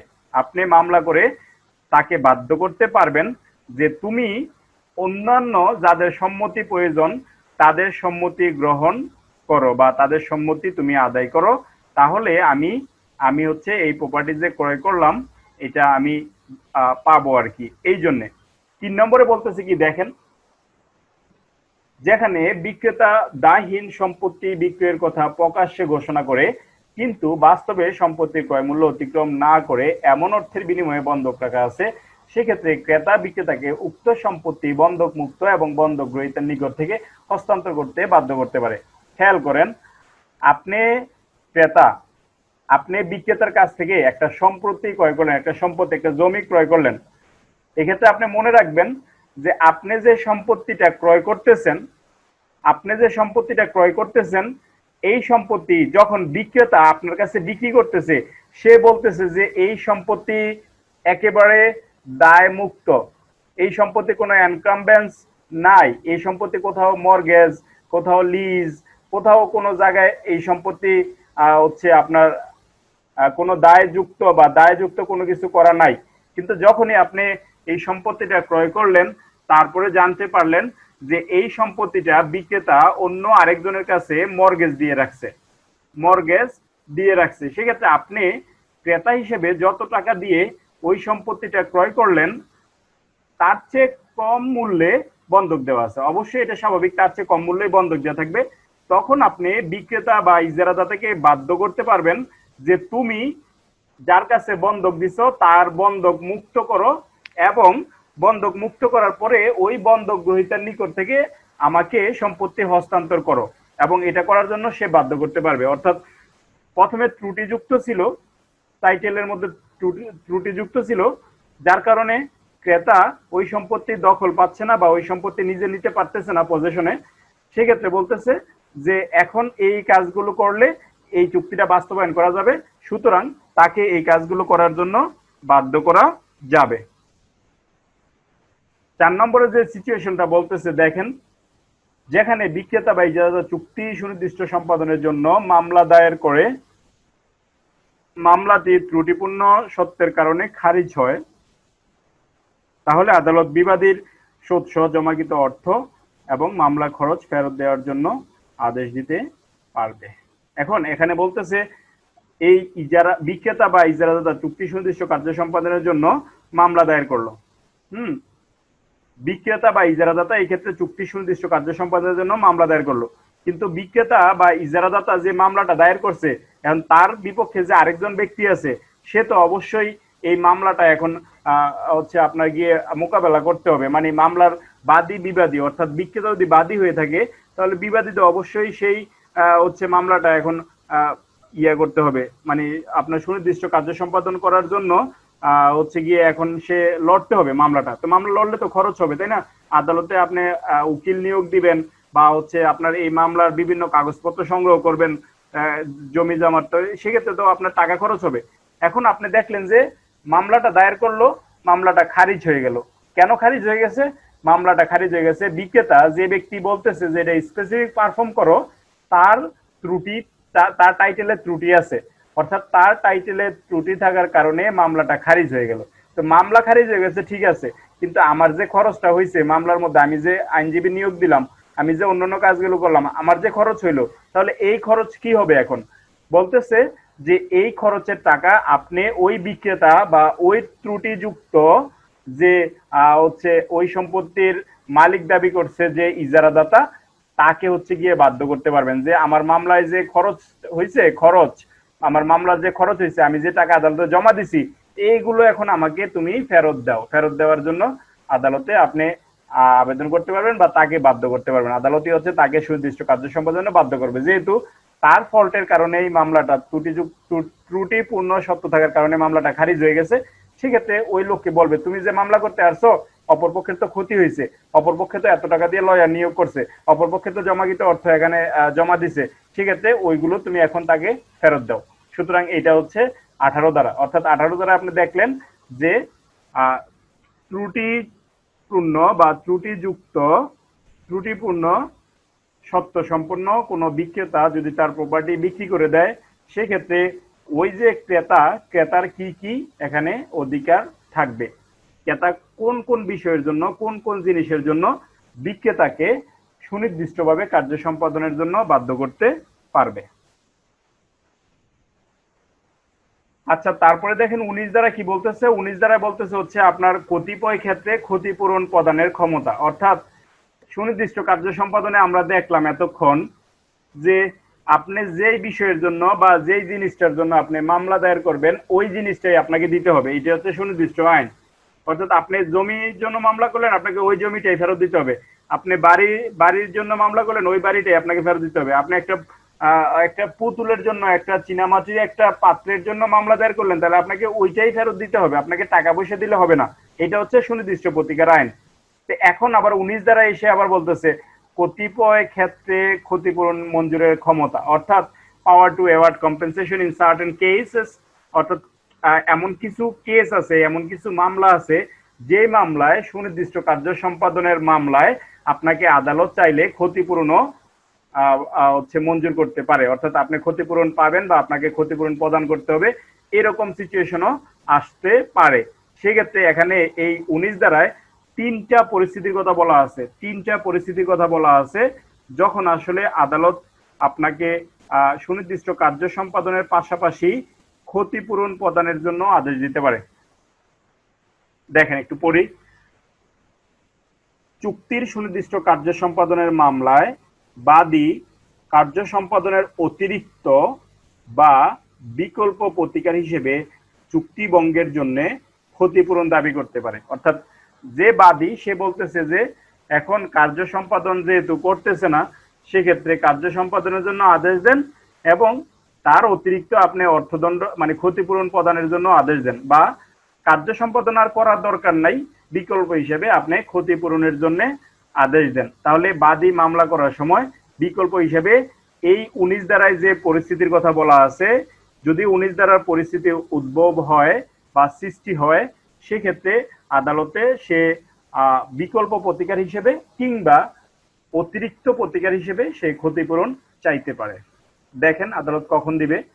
আদালত যদি দেখে যে শুধু সুনির্দিষ্ট কার্য সম্পাদন মঞ্জুর করা ন্যায় বিচারের জন্য যথেষ্ট নয়, আদালত যদি মনে করে যে শুধুমাত্র যদি আমি এখানে স্পেসিফিক পারফরমেন্স অফ কন্ট্রাক্টের জন্য আদেশ দেই, তাহলে ওই যে বাদী সে পর্যাপ্ত প্রতিকার পাবে না, সেক্ষেত্রে তাহলে আদালত কি করতে পারে?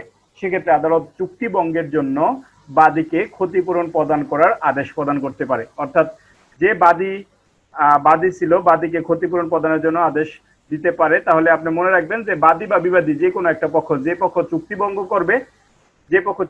করবে, ওই চুক্তি ভঙ্গ করার জন্য যিনি মামলা দায়ের করবে সে তো বাদী, ওই বাদীকে হচ্ছে ক্ষতিপূরণ প্রদানের জন্য আদেশ প্রদান করতে পারে। অর্থাৎ ক্ষতিপূরণটা কাকে দিবে? বাদীকে দিবে।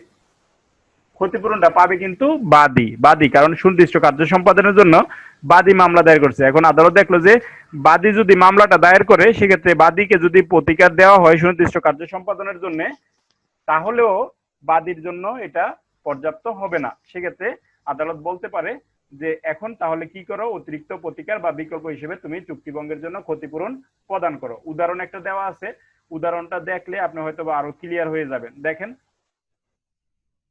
ক নামক একজন ব্যক্তি খয়ের নিকট 100 মণ চাল বিক্রি করার চুক্তিবদ্ধ হলো। খেয়াল করেন,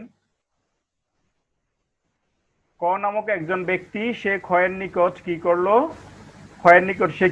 সে হচ্ছে 100 মণ চাল বিক্রি করার জন্য চুক্তিবদ্ধ হলো।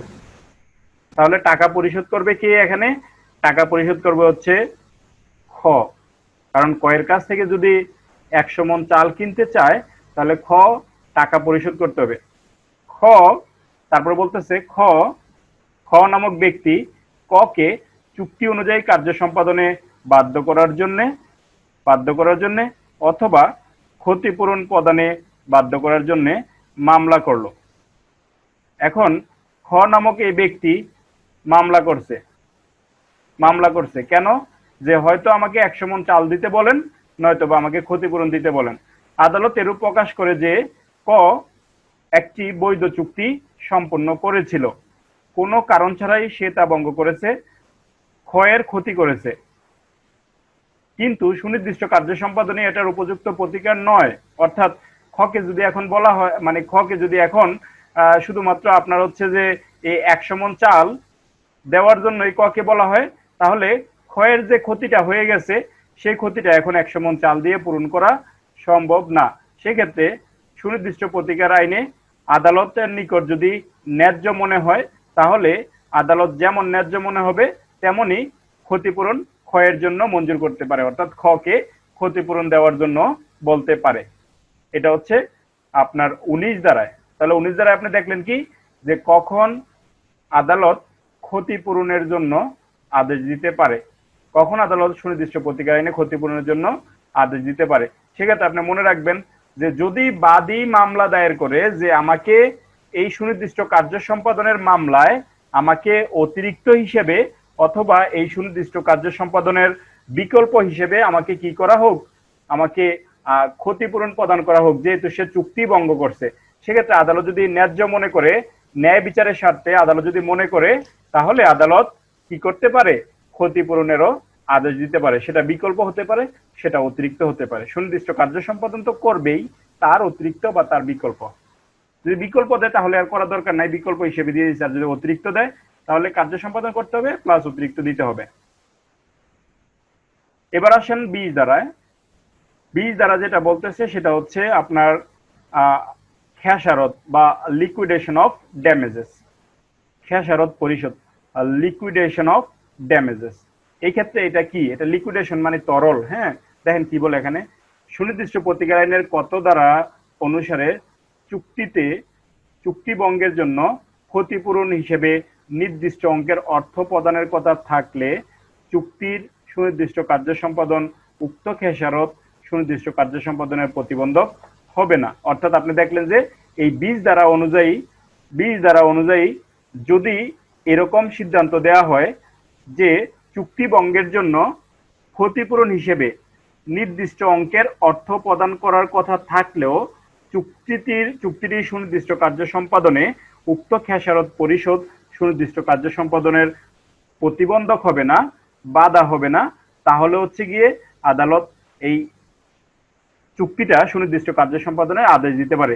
একটু উদাহরণগুলো খেয়াল করলে হয়তো পেয়ে যাবেন। অর্থাৎ কখন লিকুইডেশন অফ ড্যামেজেস এর আদেশ দিতে পারে, বলা হচ্ছে যখন চুক্তি সুনির্দিষ্ট কার্য সম্পাদনের প্রতিবন্ধক হবে না এটা। কারণ আপনাকে দেখলেন যে আপনি 19 ধারায় যখন ক্ষতিপূরণের আদেশ দিতেছে, তখন বলতেছে যদি ক্ষতিপূরণের আদেশ দেওয়ার কারণে যদি এটা প্রতিবন্ধক হয়ে যায়, তাহলে আবার এটা লিকুইডেশন ড্যামেজ দেওয়া যাবে না। অর্থাৎ লিকুইডেশন অফ ড্যামেজ বা হচ্ছে সুনির্দিষ্ট কার্য সম্পাদনের যদি প্রতিবন্ধক না হয় তাহলেই শুধুমাত্র খেসারত পরিশোধ করার জন্য আদেশ দিতে পারে।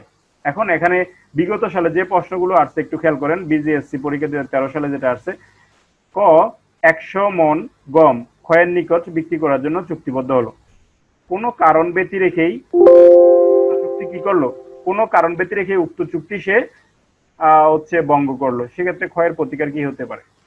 সেক্ষেত্রে ক্ষয়ের প্রতিকার কি হতে পারে? কোনো কারণ ছাড়াই চুক্তিটা ভঙ্গ করলো,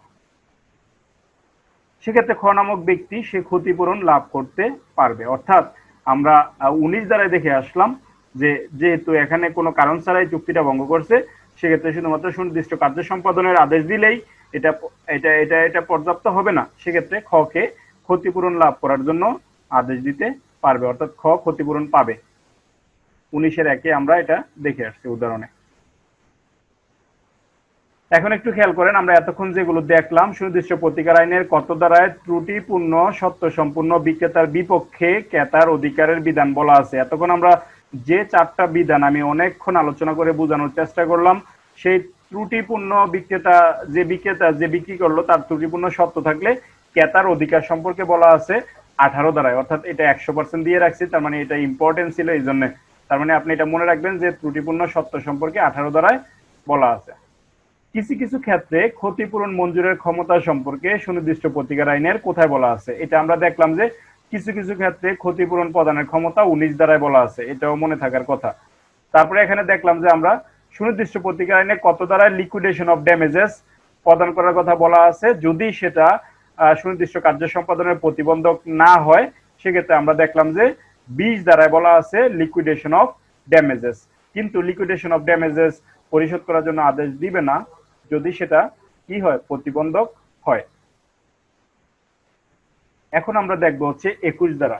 21 ধারা আমরা দেখব, আমি যখন 12 ধারা পড়াই তখন হচ্ছে আপনাদের বলার চেষ্টা করছি যে কোন কোন ক্ষেত্রে একটা কন্ট্রাক্ট স্পেসিফিক্যালি পারফর্ম করা যায়। 12 ধারায় 4টা সিচুয়েশনের কথা বলছি, তারপরে 4টা সিচুয়েশনের পাশাপাশি একটা এক্সপ্লানেশন বলার চেষ্টা করছি।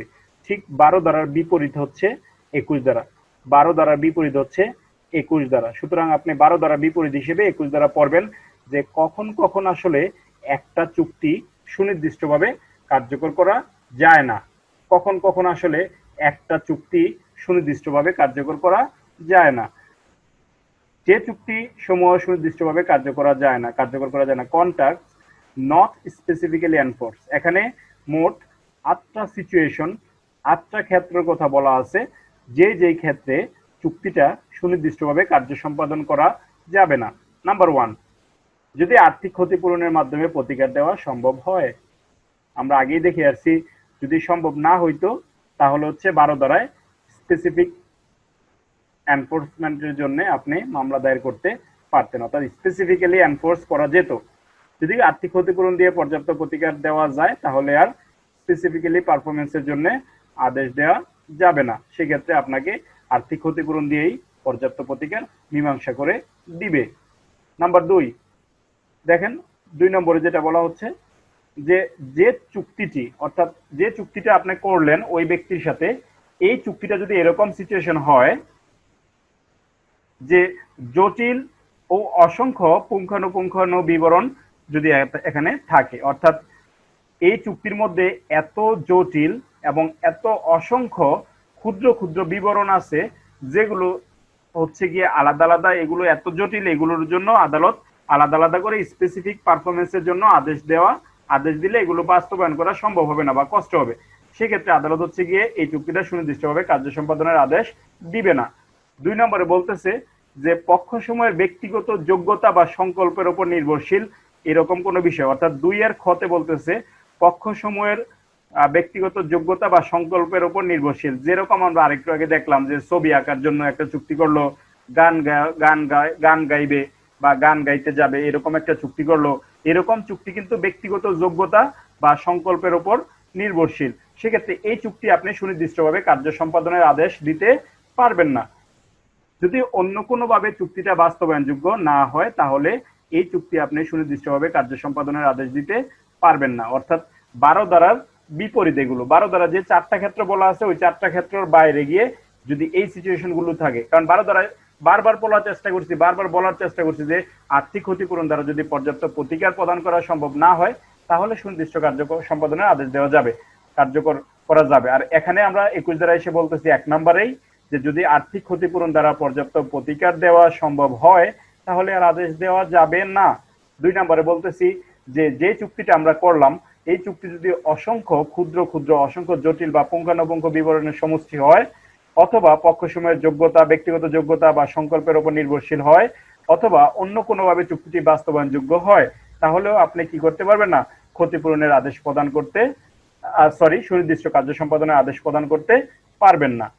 3 নম্বরে বলতেছে যে চুক্তির শর্তাবলী আদালত যুক্তিসঙ্গত নিশ্চয়তার সাথে নির্ণয় করতে পারে না, অর্থাৎ এই চুক্তি যে কি নিয়ে, এই কন্ডিশন গুলো যে কি কি, এগুলো আদালত নির্ণয় করা সম্ভব হচ্ছে না, আদালতের জন্য এগুলো নির্ণয় করা সম্ভব হচ্ছে না, সেক্ষেত্রে কিন্তু আদালত আর এই চুক্তিটা সুনির্দিষ্ট কার্য সম্পাদনের আদেশ দিবে না, কারণ এই চুক্তির যে কি নিয়ে যে চুক্তি হয়েছে এটাই আদালত নির্ণয় করতে পারতেছে না।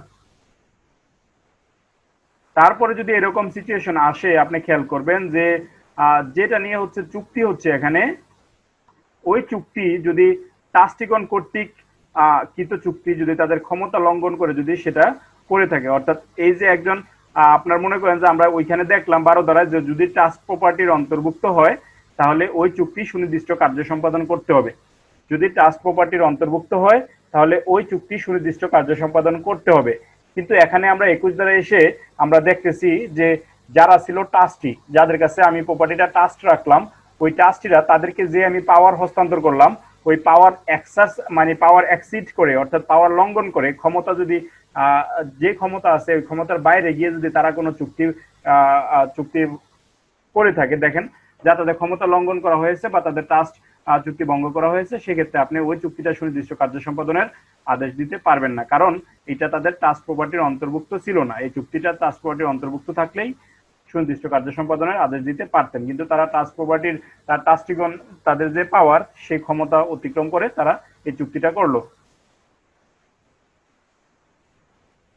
তারপরে 6 নম্বরে একটু খেয়াল করেন, বিশেষ উদ্দেশ্যে গঠিত কর্পোরেশন বা পাবলিক কোম্পানির পক্ষে অথবা তেমন কোনো কোম্পানির উদ্যোক্তা ব্যক্তিগণ কর্তৃক কৃত চুক্তি যা তাদের ক্ষমতার অতিরিক্ত, অর্থাৎ পাবলিক কোম্পানি, ধরেন পাবলিক কর্পোরেশন বা পাবলিক কোম্পানি, তাদের তাদের যে কর্মচারীগুলো থাকবে, তাদের যে উদ্যোক্তা থাকবে, ওই উদ্যোক্তারা যদি কি করে, উদ্যোক্তারা যদি হচ্ছে আপনার তাদের যে ক্ষমতা ওই ক্ষমতার অতিরিক্ত পাওয়ার এক্সারসাইজ করে যদি কোনো চুক্তি করে থাকে, তাহলে ওই চুক্তি আপনি সুনির্দিষ্ট কার্যকর করার জন্য সুনির্দিষ্টভাবে বা স্পেসিফিক্যালি এনফোর্স করার জন্য আপনি আদেশ দিতে পারবেন না।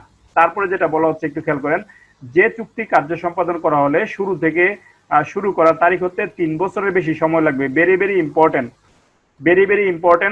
যে চুক্তি কার্যকর করতে হলে শুরু করার তারিখ থেকে 3 বছরের বেশি সময় এক নাগারে ক্রমাগত কাজ করে যেতে হবে, ওই সকল চুক্তি সুনির্দিষ্টভাবে কার্যকর করা যাবে না।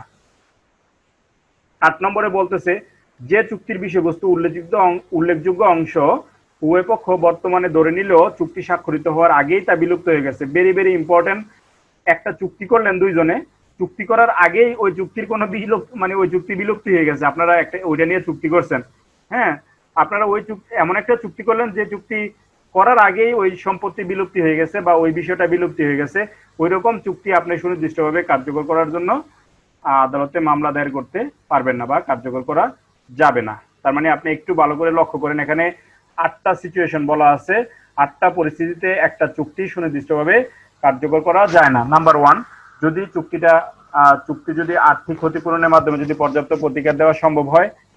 2 নম্বরে বলতেছে চুক্তি যদি এরকম হয় যে হচ্ছে আপনার এখানে চুক্তির মধ্যে অসংখ্য বা জটিল পুঙ্খানুপুঙ্খানু বিষয়ের যদি বিবরণ এখানে থাকে, যদি চুক্তিটা ব্যক্তিগত যোগ্যতা বা সংকল্পের উপর নির্ভরশীল হয়, যদি আপনি লক্ষ্য করেন যে হচ্ছে অন্যভাবে চুক্তিটা বাস্তবায়নযোগ্য নয়, তাহলে হচ্ছে এই চুক্তিটা কি করা যাবে না, এই চুক্তিটা সঠিকভাবে বাস্তবায়ন করা যাবে না। তারপরে আপনি আরেকটা বিষয় লক্ষ্য করলেন যে চুক্তির যে শর্তাবলী, এই কন্ডিশনগুলো আদালত নির্ণয় করতে পারতেছে না যে আসলে কোন কোন শর্ত কোন কোন কন্ডিশনে চুক্তিটা হয়েছিল সেটা যদি আদালত নির্ণয় করতে না পারে, তাহলে এই চুক্তি আপনি সুনির্দিষ্ট কার্যকর করতে পারবেন না, স্পেসিফিক্যালি এনফোর্স করতে পারবেন না। যে চুক্তি স্বভাবত কারণে বাতিলযোগ্য বা প্রত্যাহারযোগ্য, এটা বাদ দিয়ে গেছিলাম, এটা পড়তে হবে। মানে এটা এমন একটা চুক্তি করলেন যেটা আগে থেকে এটা বাতিল, বয়েড বয়েড চুক্তি করলেন বা প্রত্যাহারযোগ্য কোনো চুক্তি করলেন, এইসব চুক্তি সুনির্দিষ্ট কার্য সম্পাদন করা যাবে না। ট্রাস্টিগণের যে ক্ষমতা তা অতিরিক্ত যদি লঙ্ঘন করে যদি কোনো চুক্তি করে সেটা কার্যকর করা যাবে না। পাবলিক কর্পোরেশন বা পাবলিক কোম্পানির যে কর্মচারী বা যে উদ্যোক্তা তাদের যে ক্ষমতা, তারা যদি সেটা অ্যাক্সিড করে যদি কোনো চুক্তি করে থাকে তাহলে সেটা বাস্তবায়ন করা যাবে না। 7 নম্বরে বলতেছে কোনো একটা চুক্তি যদি আপনি কার্যকর করতে যান তাহলে কাজ শুরু করার মানে শুরু করার তারিখ থেকে 3 বছর আপনাকে এক নাগারে 3 বছরের বেশি সময় এক নাগারে কাজ করে যেতে হবে, তাহলে আপনি ওই চুক্তি আর সুনির্দিষ্টভাবে বাস্তবায়ন করতে পারবেন না। 8 নম্বরে বলতেছে কোনো একটা চুক্তি যেটা আপনি চুক্তি স্বাক্ষরিত হওয়ার আগেই ওই বিষয়টা বিলুপ্ত হয়ে গেছে, ওই বিষয়টা নিয়ে যদি আপনারা পরবর্তীতে কোনো চুক্তিতে আবদ্ধ হন তাহলে ওই চুক্তি সুনির্দিষ্টভাবে কার্যকর করতে পারবেন না। এটা হচ্ছে আপনার এখানে 21 দ্বারা বলা হচ্ছে, ভেরি ভেরি ইম্পর্টেন্ট। 12 এবং 21 একসাথে পড়তে হবে। এবার আমরা আসি 21-এর ক। 21-এর ক যদি আমরা খেয়াল করি, 21-এর ক এটা হচ্ছে কত সালে অন্তর্ভুক্ত করা হয়, এটা আগে মনে রাখতে আপনাকে যে এই ধারাটি 2004 সালে সংযুক্ত করা হয়, এই ধারাটি 2004 সালে সংযুক্ত করা হয়। এবং 21-এর ক ধারাটি কখন থেকে কার্যকর করা হয়? কার্যকর হয় 1 জুলাই 2005 সাল থেকে। অর্থাৎ 2004 সালে যদিও 21-এর ক এই আইনে সংযুক্ত করা হয়, সংযোজন করা হয়, কিন্তু এটা কার্যকর হয় 2005 সালের 1 জুলাই থেকে। পরীক্ষার মধ্যে আপনি একটু খেয়াল করবেন যে এই 21-এর ক কত সালে সংযুক্ত করা হয়েছে এটা আসে, নাকি 21-এর ক কত সাল থেকে কার্যকর করা হয়েছে ওইটা আসে। যদি সংযুক্ত করা হয় তাহলে 2004 সাল থেকে, যদি কার্যকর করা হয় তাহলে 2005 সালের 1 জুলাই থেকে। আচ্ছা, দেখেন বলতেছে অরেজিস্ট্রিকৃত চুক্তি, বিক্রির চুক্তি সুনির্দিষ্টভাবে কার্যকর করা যাবে না। Unregistered contract for sale not specifically enforce. অর্থাৎ কোন একটা স্থাবর সম্পত্তি বিক্রয় যদি চুক্তি হয়, স্থাবর সম্পত্তি বিক্রয় সংক্রান্ত চুক্তি হলো, আমরা 12 ধারার এক্সপ্লানেশনে দেখে আসছিলাম যে স্থাবর সম্পত্তি বিক্রয় সংক্রান্ত চুক্তি হলে যদি কেউ চুক্তি ভঙ্গ করে তাহলে সেটা আর্থিক ক্ষতিপূরণের মাধ্যমে প্রতিকার দেওয়া সম্ভব না, সেক্ষেত্রে স্পেসিফিক পারফরমেন্সের জন্য মামলা করা যাবে। কিন্তু 21-এর এই ধারায় বলতেছে যে চুক্তিটা আপনারা স্থাবর সম্পত্তি বিক্রয় সংক্রান্ত চুক্তি করলেন, যদি ওই চুক্তিটা আপনি রেজিস্ট্রেশন না করেন, যদি রেজিস্ট্রেশন করে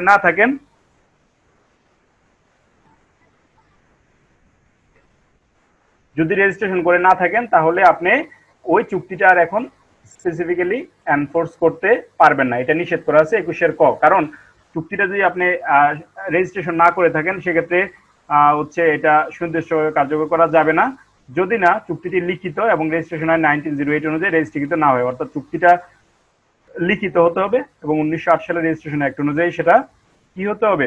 রেজিস্ট্রিকৃত হতে হবে। চুক্তিটি সুনির্দিষ্টভাবে কার্যকর করার জন্য চুক্তির অবশিষ্ট মূল্য আদালতে আপনি যদি মামলা দায়ের করার সময় জমা না দেন, অর্থাৎ যে চুক্তিটা বাস্তবায়ন করার জন্য আপনি আদালতে মামলা দায়ের করছেন, যদি ওই চুক্তির অবশিষ্ট মূল্য আপনি যদি আদালতে মামলা দায়েরের সময় জমা না দেন তাহলে এই চুক্তি সুনির্দিষ্টভাবে বাস্তবায়ন করা যাবে না।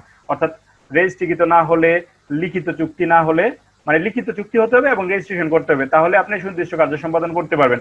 আবার যে চুক্তিটা নিয়ে আপনি মামলা দায়ের করতেছেন, এই চুক্তির অবশিষ্ট মূল্য যদি আপনি আদালতে মামলা দায়েরের সময় জমা দেন তাহলেই হচ্ছে শুধুমাত্র চুক্তিটা সুনির্দিষ্ট কার্য সম্পাদন করা যাবে। এখন এখানে দেখেন একটা বিষয় আপনাকে আরো মনে রাখার জন্য বলছে, কোন চুক্তিতে যদি আরবিট্রেশন ক্লজ থাকলে তাহলে ওই চুক্তি সুনির্দিষ্টভাবে কার্যকর করা যাবে না। অর্থাৎ আরবিট্রেশনের বিধান থাকলে, যে আরবিট্রেশন, মেডিয়েশন, কনসিলিয়েশন, যদি আরবিট্রেশনের বিধান থাকে, যদি আপোষে মীমাংসা করার বিধান থাকে, তাহলে ওই চুক্তিটা আপনি সুনির্দিষ্টভাবে কার্যকর করা সম্ভব হবে না, কার্যকর করতে পারবেন না। এখন যে পরীক্ষার মধ্যে যে প্রশ্নগুলো আসছে 2015 সালে বার কাউন্সিল পরীক্ষায়, দেখেন কোন স্থাবর সম্পত্তি বিক্রয় চুক্তি সুনির্দিষ্টভাবে কার্যকর করা যাবে না। চুক্তিটি যদি কি হয়, চুক্তি না যদি কি হয়, ওই যে লিখিত এবং রেজিস্ট্রিকৃত না হয়। কারণ আমরা আরেকটু আগে এই যে 21-এর এখানে 21-এর কতে একে দেখলাম যে চুক্তিটি লিখিত এবং রেজিস্ট্রিকৃত না হলে তাহলে সেটা সুনির্দিষ্টভাবে কার্যকর করা যাবে না, এবং এটাই হচ্ছে 2015 সালে পরীক্ষার মধ্যে আসছে। নিচের কোনটি আইন দ্বারা বলবৎযোগ্য? বলতেছে এ বি এর সাথে সম্পত্তি বিক্রয়ের চুক্তি করলো, এটা হচ্ছে আইন দ্বারা বলবৎযোগ্য। যদি ডিসকানেক্ট হয়ে যায় আরেকবার আসবেন, আমরা আজকে 41 পর্যন্ত পড়বো, 41 পর্যন্ত পড়াই দিব। আর কোন একটা দেখেন, নিম্নে কোনটি আইন অনুযায়ী বলবৎযোগ্য? এখানে এ বি এর সাথে সম্পত্তি বিক্রয় চুক্তি করলো, কারণ আমরা 21 দ্বারা দেখলাম একটু ভালো করে খেয়াল করেন, ব্যক্তিগত সেবা রিলেটেড যে চুক্তি এটা কিন্তু কার্যকর করা যায় না। আবার এ বি এর সাথে বিবাহ করবে, এই চুক্তি করলো, বিবাহটা ব্যক্তিগত বিষয়ের যোগ্যতার উপর নির্ভরশীল, সেটা কার্যকর করা যাবে না। লেখক এ বি প্রকাশক বি এর বরাবর একটি উপন্যাস রচনা চুক্তি করলো। এখন আমি উপন্যাস রচনা করবো কি করবো না, এটা আমার ব্যক্তিগত বিষয়, সেক্ষেত্রে এটা আমার ব্যক্তিগত যোগ্যতার উপর নির্ভরশীল। এখানে 21 খতে আমরা দেখলাম যে সেবা দেবার চুক্তি, বিবাহর চুক্তি, উপন্যাস রচনার চুক্তি, ব্যক্তিগত যোগ্যতার চুক্তি, সংকল্পের উপর নির্ভরশীল এরকম চুক্তি সুনির্দিষ্টভাবে বলবৎ করা যায় না। সুতরাং এ বি এর সাথে সম্পত্তি বিক্রয়ের চুক্তি করলো, শুধুমাত্র এটাই বাস্তবায়ন করা যাবে। তারপর একটু খেয়াল করেন, একটি চুক্তি সুনির্দিষ্টভাবে বলবৎ করা যায় না কখন?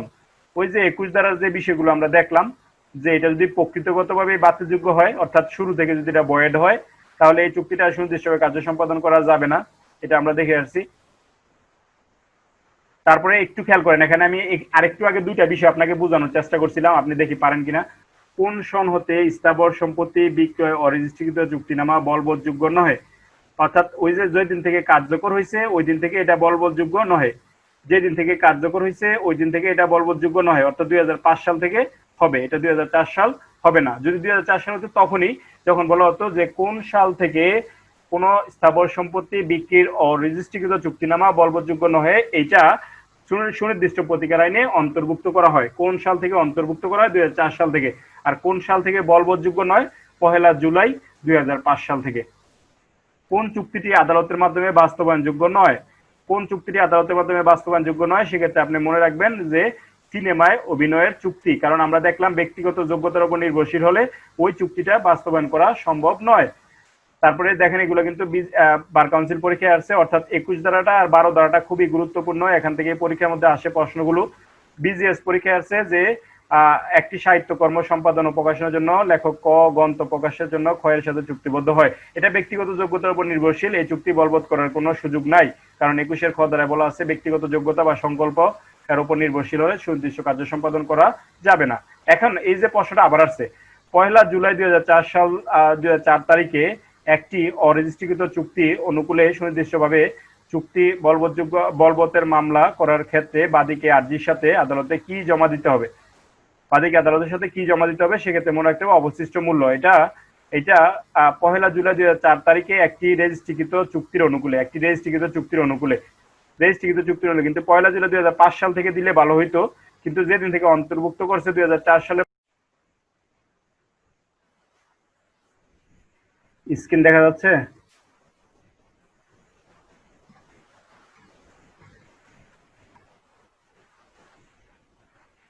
ওকে, একটু খেয়াল করেন, এখানে আমি যে বিষয়টা আপনাদেরকে বলার চেষ্টা করতেছি,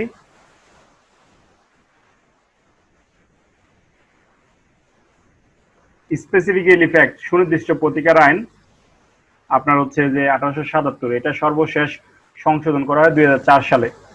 2004 সালে সংশোধন করার মাধ্যমে 21 ক এই সেকশনটা অতিরিক্ত এখানে নিয়ে আসা হয়। আর এই 2004 সালে যেটা সংযুক্ত করা হয় এটা কার্যকর হয় 2005 সালের 1 জুলাই। 2005 সালের 1 জুলাই, অর্থাৎ আপনাকে যদি কখনো এরকম প্রশ্ন করে যে এই 21 ক বিধান কত সালে সংযোজন করা হয়, কত সালে এসআর অ্যাক্টে নিয়ে আসা হয়, এসআর অ্যাক্টে সর্বশেষ সংশোধনী আনা হয় কত সালে, তাহলে আপনি বলবেন 2004 সালে। আর যদি আপনাকে প্রশ্নটা করা হয় যে কত সাল থেকে 21 ক কার্যকর হয়, কত সাল থেকে অরেজিস্ট্রিকৃত চুক্তিনামা বলবৎযোগ্য নয়, সেক্ষেত্রে আপনি বলবেন যে 2005 সালের 1 জুলাই, যেদিন থেকে কার্যকর হয় ওই দিন থেকে। আচ্ছা, তারপরে দেখেন এই 2008 সালে বিজিএসসি পরীক্ষায় যে প্রশ্নটা আসছে সেটা হচ্ছে যে কোন চুক্তি আইনসঙ্গত হলে স্পেসিফিক রিলিফ অ্যাক্টের কোন ধারার বিধান অনুযায়ী আদালত চুক্তিটি বলবৎ করতে পারবে না? কোন চুক্তি আইনসঙ্গত চুক্তি হলেও স্পেসিফিক রিলিফ অ্যাক্টের কোন ধারার অধীনে আদালত চুক্তি সুনির্দিষ্টভাবে কার্য করতে পারবে না? 21 ধারা, কারণ 21 ধারা বলা হচ্ছে যে চুক্তি যেটা সুনির্দিষ্টভাবে কার্যকর করা যায় না, তার মানে এই না এই চুক্তিটা অবৈধ। এই চুক্তিটা বৈধই ছিল, কিন্তু এই চুক্তির মধ্যে এমন সূক্ষ্ম বিষয় ছিল যেগুলো আদালতের পক্ষে হচ্ছে বের করা সম্ভব না। এই চুক্তি এমন একটা চুক্তি যে চুক্তি কার্যকর করতে গেলে আমার কাজ শুরু করার তারিখ থেকে 3 বছর পর্যন্ত আমার ক্রমাগত কাজ করে যেতে হবে। সেক্ষেত্রে ওই চুক্তিটা কিন্তু আমার কার্যকর করা সম্ভব না, স্পেসিফিক্যালি এনফোর্স করা সম্ভব না। আচ্ছা, 22 ধারাটা আমরা খুবই গুরুত্বপূর্ণ, 22 ধারাটা আমরা এখন পড়ব। দেখেন 22 ধারা কি বলা হচ্ছে, যে সুনির্দিষ্ট কার্য সম্পাদনের ডিক্রি প্রদানের প্রসঙ্গে, সুনির্দিষ্ট কার্য সম্পাদনের ডিক্রি প্রদানের প্রসঙ্গে মনে রাখতে হবে, আমরা জানি এসআর অ্যাক্টে আমরা এতক্ষণ স্পেসিফিকলি ইফেক্ট বা সুনির্দিষ্ট প্রতিকার আইন বা এসআর অ্যাক্ট, এই আইনে আমরা দেখলাম যে এই আইনের প্রতিকারগুলো মূলত আদালতের ডিসক্রিশনের উপর নির্ভর করে। আদালতের ডিসক্রিশন বা আদালতের বিবেচনামূলক ক্ষমতা, আদালতের ইচ্ছাধীন ক্ষমতার উপর নির্ভর করে যে আপনাকে সুনির্দিষ্ট প্রতিকার দিবে কি দিবে না। এই ক্ষেত্রে বলতেছে, এখন যেহেতু আদালতের ইচ্ছাধীন ক্ষমতার উপর নির্ভর করে, সেক্ষেত্রে আদালত কি তার এমন ভাবে ইচ্ছা পোষণ করতে পারবে যেটা আপনার আরবিটারি হয়ে যায়, যেটা তার আনরিজনেবল হয়ে যায়, যেটা আইনের সাথে অসঙ্গতিপূর্ণ হয়ে যায়। মানে আদালত যে ডিসক্রিশনে পাওয়ারটা এক্সারসাইজ করবে সেটা কেমন হবে, এটা সম্পর্কে বলা আছে এসআর অ্যাক্টের 22 ধারায়। অর্থাৎ এসআর অ্যাক্টের স্পেসিফিক ইফেক্টের 22 ধারায় বলা হচ্ছে যে সুনির্দিষ্ট কার্য সম্পাদনের জন্য যে ডিক্রি প্রদান করা হবে, এই ডিক্রি প্রদান করার জন্য যে আদালত ডিসক্রিশনের পাওয়ার এক্সারসাইজ করবে, সেই ডিসক্রিশনের পাওয়ার এক্সারসাইজ করার ক্ষমতা আদালত কিভাবে এক্সারসাইজ করবে, আদালতের ডিসক্রিশনের পাওয়ারের ক্ষমতাটা কেমন হবে, এই বিষয়টা এখানে বলা আছে। এখন আমরা এই ধারাটা যখন দেখব তখন দেখব যে আদালত তার স্বেচ্ছাধীন ক্ষমতা, তার স্বেচ্ছাধীন যে ক্ষমতা, এই ক্ষমতা সে চাইলেই নিজের ইচ্ছা মতো প্রয়োগ করতে পারে না।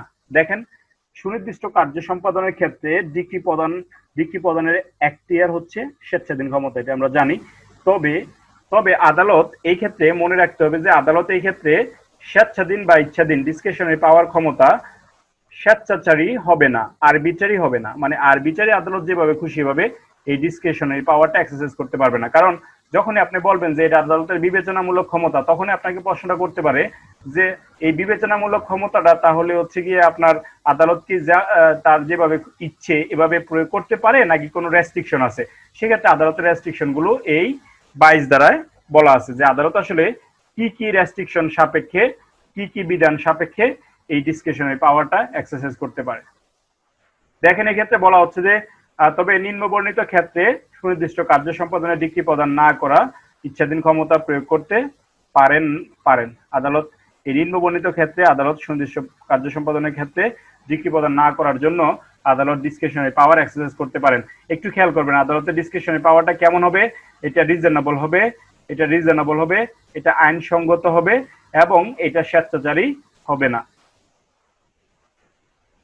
দেখেন, এই ক্ষেত্রে তবে নিম্নবর্ণিত ক্ষেত্রে আদালত সুনির্দিষ্ট কার্য সম্পাদনের ডিক্রি প্রদান না করার জন্য ইচ্ছাধীন ক্ষমতা প্রয়োগ করতে পারেন।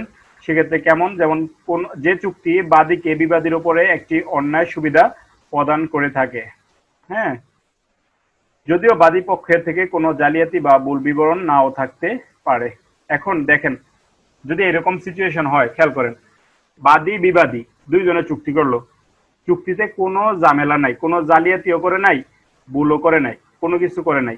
এই চুক্তিটা সুনির্দিষ্টভাবে কার্য সম্পাদন করা যাওয়ার একটা চুক্তি, অর্থাৎ ওই যে আপনার আমরা 12 ধারায় যেগুলো দেখে আসলাম ওই রকমই একটা চুক্তি।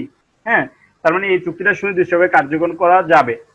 কিন্তু আদালত এখন তার বিবেচনামূলক ক্ষমতা প্রয়োগ করতেছে, ডিসক্রিশনারি পাওয়ার এক্সারসাইজ করতেছে, বলতেছে যদি আমি এই চুক্তিটা সুনির্দিষ্টভাবে কার্য সম্পাদনের আদেশ দেই বা অর্ডার করি, সেক্ষেত্রে দেখা যাবে যে আপনার যে ব্যক্তি বাদী আছে ওই বাদীর থেকে বিবাদী বেশি সুবিধা পাবে, বাদীর থেকে বিবাদী বেশি সুবিধা পেয়ে যাবে। অর্থাৎ বাদীর জন্য একটু এই চুক্তিটা কি হয়ে যাবে, বাদীর জন্য এই সুবিধাটা কম আর বিবাদীর জন্য সুবিধাটা বেশি হয়ে যাচ্ছে। যদিও বাদী এখানে কোনো ভুল করে নাই, কোনো জালিয়াতি করে নাই, কিন্তু এখন বিবাদীর জন্য এটা দেখেন বিবাদীর উপরে একটা অন্যায় সুবিধা প্রদান করবে। অর্থাৎ বিবাদী একটা অন্যায় যে চুক্তি বাদীকে বিবাদীর উপরে একটা অন্যায় সুবিধা প্রদান করবে। অর্থাৎ এখানে এই যে সুবিধাটা পাইতেছে বাদী, হ্যাঁ, যে চুক্তি বাদীকে বিবাদীর উপর একটি অন্যায় সুবিধা প্রদান করবে, অর্থাৎ বাদী পাবে সুবিধাটা বাদী পাবে। হ্যাঁ, তো এখন এই অন্যায় সুবিধাটা অন্যায় সুবিধাটা কিন্তু এখানে আইনসঙ্গত না, যে কারণে এই চুক্তিটা সবকিছু ঠিক থাকলেও আদালত সুনির্দিষ্ট কার্য সম্পাদনের আদেশ দিবে না। 2 নম্বরে বলতেছে যে ক্ষেত্রে চুক্তি কার্য সম্পাদন বিবাদীকে অত্যন্ত ক্লেশে জড়িয়ে ফেলবে যা সে জানতো না, অপরদিকে বাদীর জন্য সেটা তেমন ক্লেশ হবে না। দেখেন এটাকে বলা হয় হার্ডশিপ। হার্ডশিপ এটাকে বলা হয় হার্ডশিপ।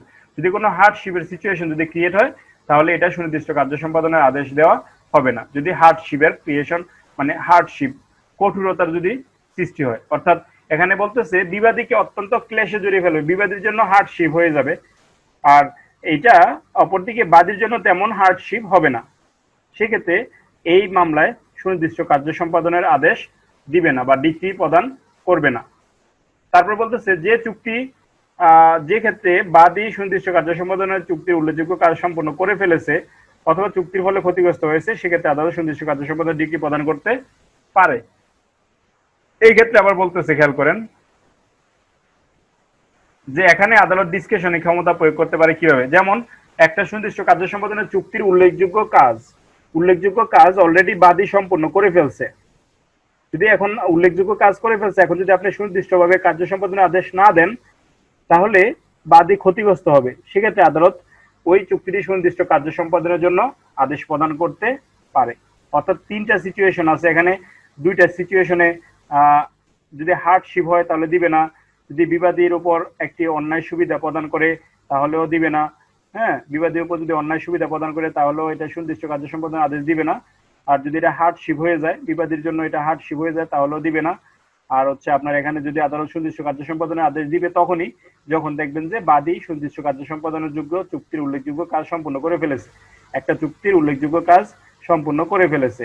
সেক্ষেত্রে এই 3টা ক্ষেত্রে ডিসক্রিশনারি পাওয়ার এক্সারসাইজ করার জন্য এখানে দেখাইছে যে যদি হার্ডশিপ হয়, যদি হচ্ছে আপনার একটা চুক্তিতে যদি আপনার হচ্ছে বাদী থেকে বিবাদী বেশি সুবিধা পেয়ে যায় সেক্ষেত্রে আদালত হচ্ছে কি করবে না, চুক্তিটা সুনির্দিষ্ট কার্য সম্পাদনের আদেশ দিবে না। আরেকটা ক্ষেত্রে বলতেছে বাদী যদি এখানে কার্য সম্পাদনের জন্য যে চুক্তিটা করলো সে চুক্তি যদি উল্লেখযোগ্য অংশ পারফর্ম করে ফেলে সেক্ষেত্রে চুক্তি যদি এখন স্পেসিফিক পারফরমেন্সের আদেশ দেওয়া না হয় তাহলে বাদী ক্ষতিগ্রস্ত হবে। সেক্ষেত্রে হচ্ছে সুনির্দিষ্ট কার্য সম্পাদনের আদেশ দেওয়া যাবে। 23 দ্বারা কি বলতেছে, যাদের পক্ষে চুক্তি সুনির্দিষ্টভাবে কার্যকর করা যাবে, হু মে অবটেইন স্পেসিফিক পারফরমেন্স, যাদের পক্ষে সুনির্দিষ্টভাবে কার্য সম্পাদন করা যাবে তাদের সম্পর্কে 23 দ্বারা বলা আছে। যাদের পক্ষে সুনির্দিষ্টভাবে কার্য সম্পাদন করা যাবে তাদের সম্পর্কে বলা আছে।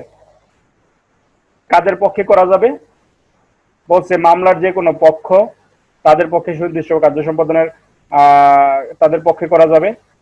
মামলার পক্ষ না হলে মামলার স্বার্থ সংশ্লিষ্ট প্রতিনিধি বা যার যে কোনো পক্ষের প্রধান, অর্থাৎ স্বার্থ সংশ্লিষ্ট পক্ষের প্রতিনিধি বা যে কোনো বাদী বা বিবাদী পক্ষের প্রধান যদি হয়ে থাকে তাদের পক্ষে চুক্তিটি স্পেসিফিক্যালি পারফরমেন্স করা যাবে।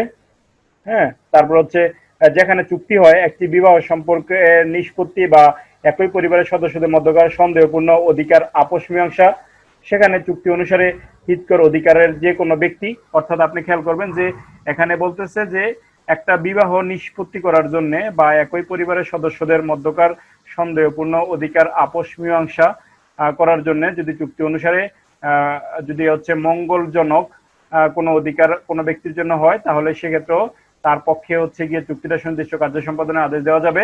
কার পক্ষে দেওয়া যাবে এটা মূলত এটা বলতেছে, কার পক্ষে। আজীবন প্রজা, যারা হচ্ছে পার্মানেন্ট হচ্ছে প্রজা এবং যিনি অন্য লোকের সাথে চুক্তিবদ্ধ হলো তার পরবর্তী অধিকার এর ক্ষেত্রেও তার পক্ষে সুনির্দিষ্ট কার্য সম্পাদনের আদেশ দেওয়া যাবে। জীবন সত্ত্বভোগীদের সাথে যে ব্যক্তি চুক্তিবদ্ধ হয়েছে তার বিরুদ্ধেও জীবন সত্ত্বভোগীদের পরবর্তী ব্যক্তিদের পক্ষেও হচ্ছে গিয়ে আপনার সুনির্দিষ্ট কার্য সম্পাদনের আদেশ দেওয়া যাবে। একটা পাবলিক লিমিটেড কোম্পানির উদ্যোক্তাগণ কি করলো, কোম্পানি গঠনের পূর্বেই কোম্পানির প্রয়োজনবশত চুক্তি করে থাকে। যদি একটা কোম্পানি গঠন করার পূর্বেই প্রয়োজনবশত চুক্তি করে থাকে এবং কোম্পানি গঠনের শর্তাবলী তেমন চুক্তিতে নির্বিঘ্ন করা হয় সেক্ষেত্রে ওই কোম্পানির পক্ষে স্পেসিফিক পারফরমেন্সের আদেশ দেওয়া যাবে। যে ক্ষেত্রে পাবলিক লিমিটেড কোম্পানি চুক্তিবদ্ধ হয় এবং পরে আরেকটি পাবলিক লিমিটেড কোম্পানির সাথে মিলিত হয়ে যায় সেক্ষেত্রে নতুন কোম্পানি গঠনের ক্ষেত্রে নতুন কোম্পানির পক্ষে সুনির্দিষ্ট কার্যকরের আদেশ দেয়া যাবে। তার মানে 23 দ্বারা দেখলেন কাদের পক্ষে সুনির্দিষ্ট কার্য সম্পাদনের আদেশ দেয়া যাবে, আর 24 দ্বারা এসে দেখবেন কাদের পক্ষে সুনির্দিষ্ট কার্যকরের আদেশ দেওয়া যাবে না। হ্যাঁ, person bar to the relief, যাদের পক্ষে চুক্তি সুনির্দিষ্ট কার্য সম্পাদন করা যায় না, তারা কারা? যাদের পক্ষে চুক্তি সুনির্দিষ্ট কার্যকর করা যায় না। অর্থাৎ 23-এ বলছে যাদের পক্ষে যায়, 24-এ বলতেছে যাদের পক্ষে যায় না। যে চুক্তি ভঙ্গের জন্য ক্ষতিপূরণ আদায় করতে পারবে না, অর্থাৎ কোন একজন ব্যক্তি, যে ব্যক্তি যদি চুক্তি ভঙ্গ করা হয় তাহলে ওই ব্যক্তি যদি ক্ষতিপূরণ আদায় করতে না পারে তাহলে ওই রকম ব্যক্তির পক্ষে সুনির্দিষ্ট কার্য সম্পাদনের আদেশ দেওয়া যাবে না। অর্থাৎ যেহেতু সে ক্ষতিপূরণই পায় না, তাহলে তার পক্ষে সুনির্দিষ্ট কার্য সম্পাদন কিভাবে দিব? যে নিজে চুক্তির প্রয়োজনীয় শর্ত ভঙ্গ করে, অর্থাৎ আপনি যদি নিজে চুক্তির প্রয়োজনীয় শর্ত ভঙ্গ করেন বা শর্ত পালনে অসমর্থ হন, বা যার ফলে তার নিজের অংশের কার্য সম্পাদন বাকি থাকে, সেই সমস্ত ক্ষেত্রে আদালত চুক্তি সম্পাদনের জন্য তার পক্ষে আদেশ দিবে না। কারণ আপনি নিজে চুক্তি ভঙ্গ করছেন, আপনি নিজে চুক্তি পালনের শর্ত অসমর্থ হন এবং আপনার নিজের অংশই এখানে আনপারফর্ম রয়ে গেছে, সেক্ষেত্রে আপনার পক্ষে আদালত চুক্তি সুনির্দিষ্ট কার্য সম্পাদনের আদেশ দিবে না।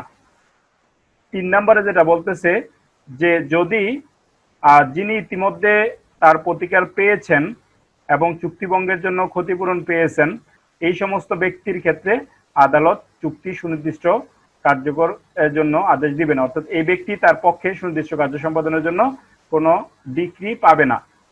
যে চুক্তি পূর্বেই জানতো যে তার বিষয়বস্তু নিষ্পত্তি করা হয়েছিল এবং তখন তা কার্যকর করা হয়েছিল, তাহলে যে চুক্তির পূর্বেই জানতো যে তার বিষয়বস্তু নিষ্পত্তি করা হয়েছিল এবং তখন তা কার্যকর হয়েছিল, সুতরাং ওই যেটা কার্যকর হয়ে গেছে, এখন যে ব্যক্তি জানতো, যে চুক্তির পূর্বেই জানতো, তার পক্ষে সুনির্দিষ্ট কার্য সম্পাদনের আদেশ দেওয়া যাবে না।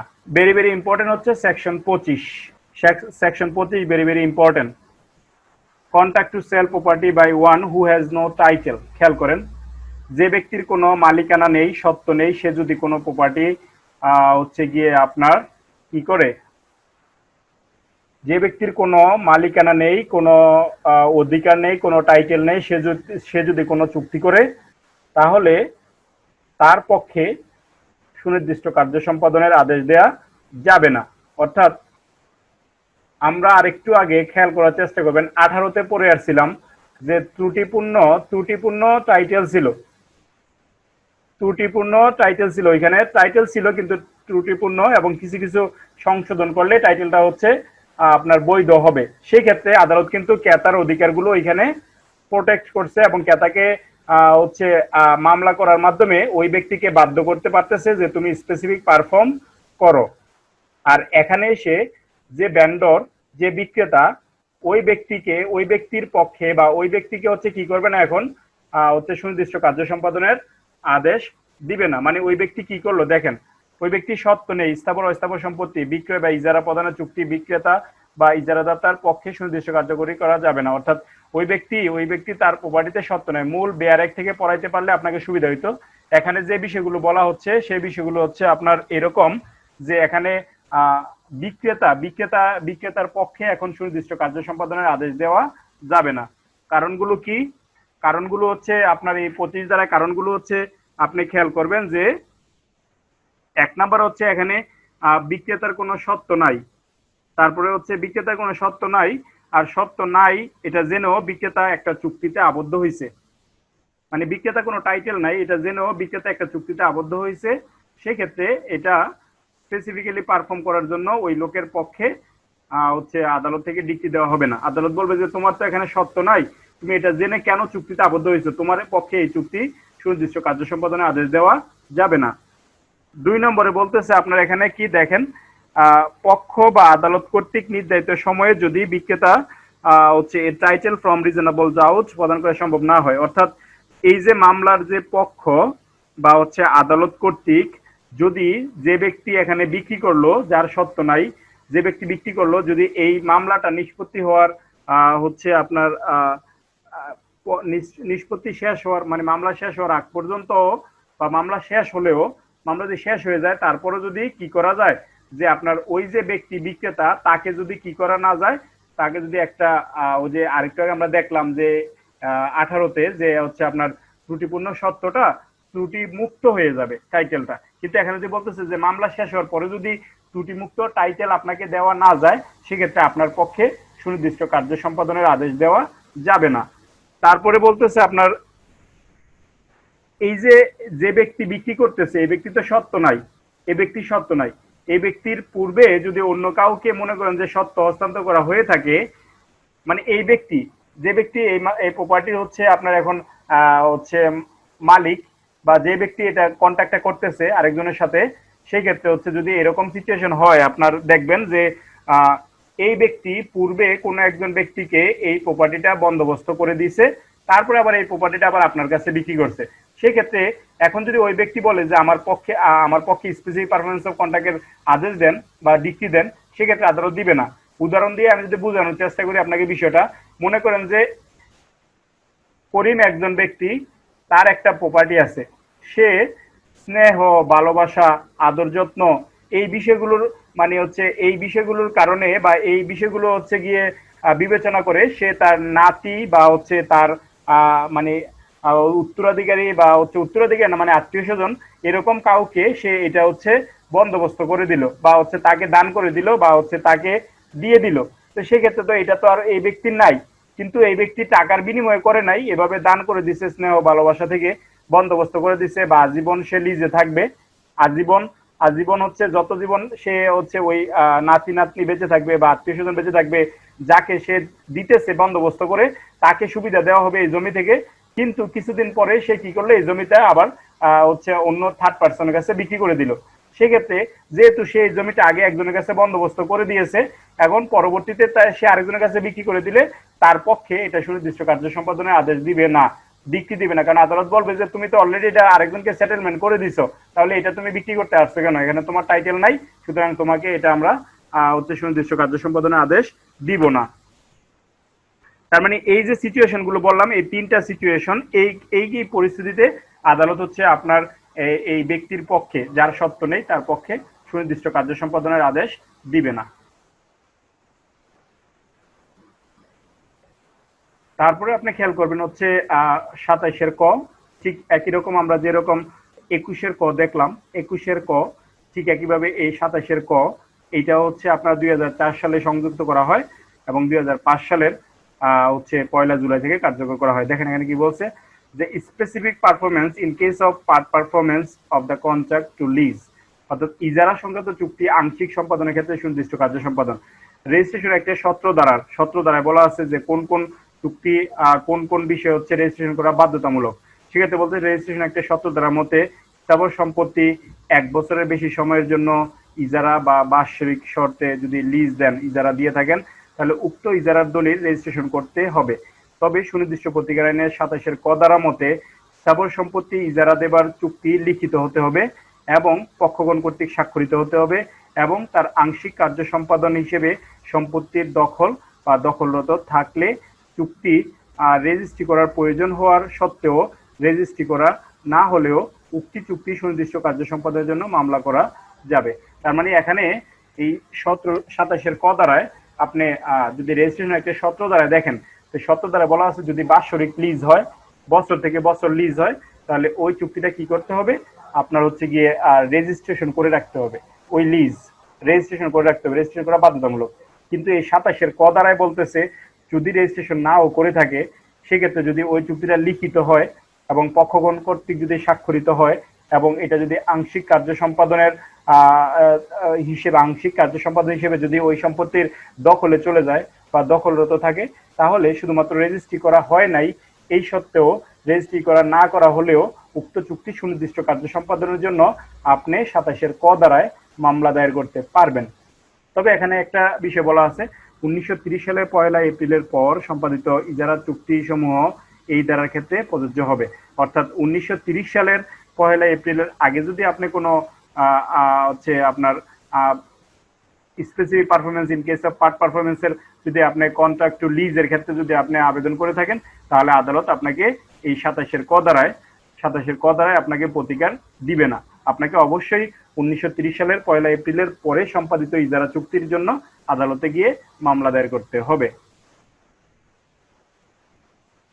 আচ্ছা, তাহলে আপনার এখানে অনেকগুলো বিষয় এখানে আরো ইনফরমেশন দেওয়া আছে। সেই ইনফরমেশন গুলো এখানে আপনি না পড়লেও হবে, ওই যেগুলো আমি পড়াই দিছি আপনাকে। 28 ধারা যে 3টা ক্ষেত্র আছে, 28 ধারায় না, 28 ধারা না, 25 ধারা 3টা ক্ষেত্র ছিল। আচ্ছা, এগুলো পড়া লাগবে না, এগুলো না পড়েই পারবেন। আপনি একটু খেয়াল করেন। সুনির্দিষ্ট প্রতিকার আইনের 29 ধারা অনুযায়ী চুক্তি সুনির্দিষ্ট পালনে মামলা খারিজ হলে বাদীকে অবশ্যই বাড়িতে হবে কি করার জন্য? আচ্ছা, ক্ষতিপূরণ প্রদানের জন্য। এই জায়গাটা, হ্যাঁ, 29 ধারা অনুযায়ী মামলা যদি খারিজ হয়, তাহলে আপনি কিসের জন্য মামলা করতে পারবেন না? 29 ধারা অনুযায়ী বলতেছে যে মামলা করা যদি আপনার খারিজ হয়ে যায়, তাহলে আপনি পরবর্তীতে আর ক্ষতিপূরণের জন্য মামলা করতে পারবেন না। অর্থাৎ আপনি স্পেসিফিক পারফরমেন্সের জন্য মামলা দায়ের করলেন, কিন্তু আদালত থেকে মামলাটা খারিজ হয়ে গেল। সেক্ষেত্রে আদালত থেকে মামলাটা খারিজ হয়ে যাওয়ার পরে আপনি কি করতে পারবেন না? পরবর্তীতে আর ক্ষতিপূরণের জন্য মামলা দায়ের করতে পারবেন না, যেহেতু অলরেডি আপনার এই মামলাটা হচ্ছে স্পেসিফিক পারফরমেন্সের মামলাটা আপনার কি হয়ে গেছে? খারিজ হয়ে গেছে। এটা আমি 100% দিয়ে রাখছি। তার মানে 29 ধারাটা খুবই গুরুত্বপূর্ণ, যে যদি আপনার কোনো একটা স্পেসিফিক পারফরমেন্সের মামলা যদি আপনার খারিজ হয়ে যায়, সেক্ষেত্রে আপনি পরবর্তীতে ওই মামলার বিষয়বস্তু নিয়ে আপনি পরবর্তীতে ক্ষতিপূরণ দাবি করে আর কোনো মামলা দায়ের করতে পারবেন না। আচ্ছা, একটু খেয়াল করেন। The specific performance of contract may be obtained by any party thereto specifically effected কোথায় বলা আছে? The specific performance of contract may be obtained by any party thereto, অর্থাৎ এটা 23-এ বলা আছে। 23-এর এতে বলা আছে যে specific performance of contract may be obtained by any party there. দেখ, খেয়াল করেন, একটু লাইনটা তুলে দিচ্ছে। হ্যাঁ, 23 নম্বর সেকশনের যে এ নাম্বার যে সাব ক্লজটা ছিল, সাব আর্টিকেল ছিল, সরি সাবসেকশন, 23-এর সাবসেকশন এতে যে বিষয়টা ছিল ওইটা হুবহু তুলে দিয়ে বলছে এটা কোথায় আছে, এটা কোথায় আছে। তার মানে এটা হচ্ছে 23-এর এতে বর্ণিত আছে। সুনির্দিষ্ট কার্য সম্পাদন আদালতের জন্য কি? সুনির্দিষ্ট কার্য সম্পাদন স্বাধীন ক্ষমতা। 22 ধারায় কয়টি ক্ষেত্রে আদালত ইচ্ছাধীন ক্ষমতা প্রয়োগ করতে পারে? 22 ধারায় আদালত 3টি ক্ষেত্রে ইচ্ছাধীন ক্ষমতা প্রয়োগ করতে পারে। 3টি ক্ষেত্রে আদালত ইচ্ছাধীন ক্ষমতা প্রয়োগ করতে পারে।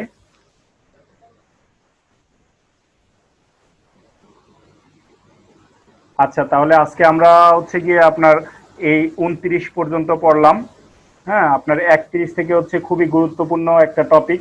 31, 35, 39, 42, 44, 53, 54, 55, 56, 56 না 57 এবং এইগুলো হচ্ছে খুবই গুরুত্বপূর্ণ। তার মানে ওইগুলো হচ্ছে আমরা পরের লেকচারে পড়বো। তাহলে আমাদের স্পেসিফিক ইফেক্ট আগামীকালকে শেষ হয়ে যাবে। সুতরাং এই রেটিফিকেশন অফ ইনস্ট্রুমেন্ট থেকে 57 পর্যন্ত যে সেকশনগুলো আছে সেগুলো আমরা নেক্সট ক্লাসে পড়বো। আমি আজকে আনমিউট করার অপশন দিতেছি, আপনাদের কারো কোনো কিছু জানার থাকলে সেটা বলতে পারেন।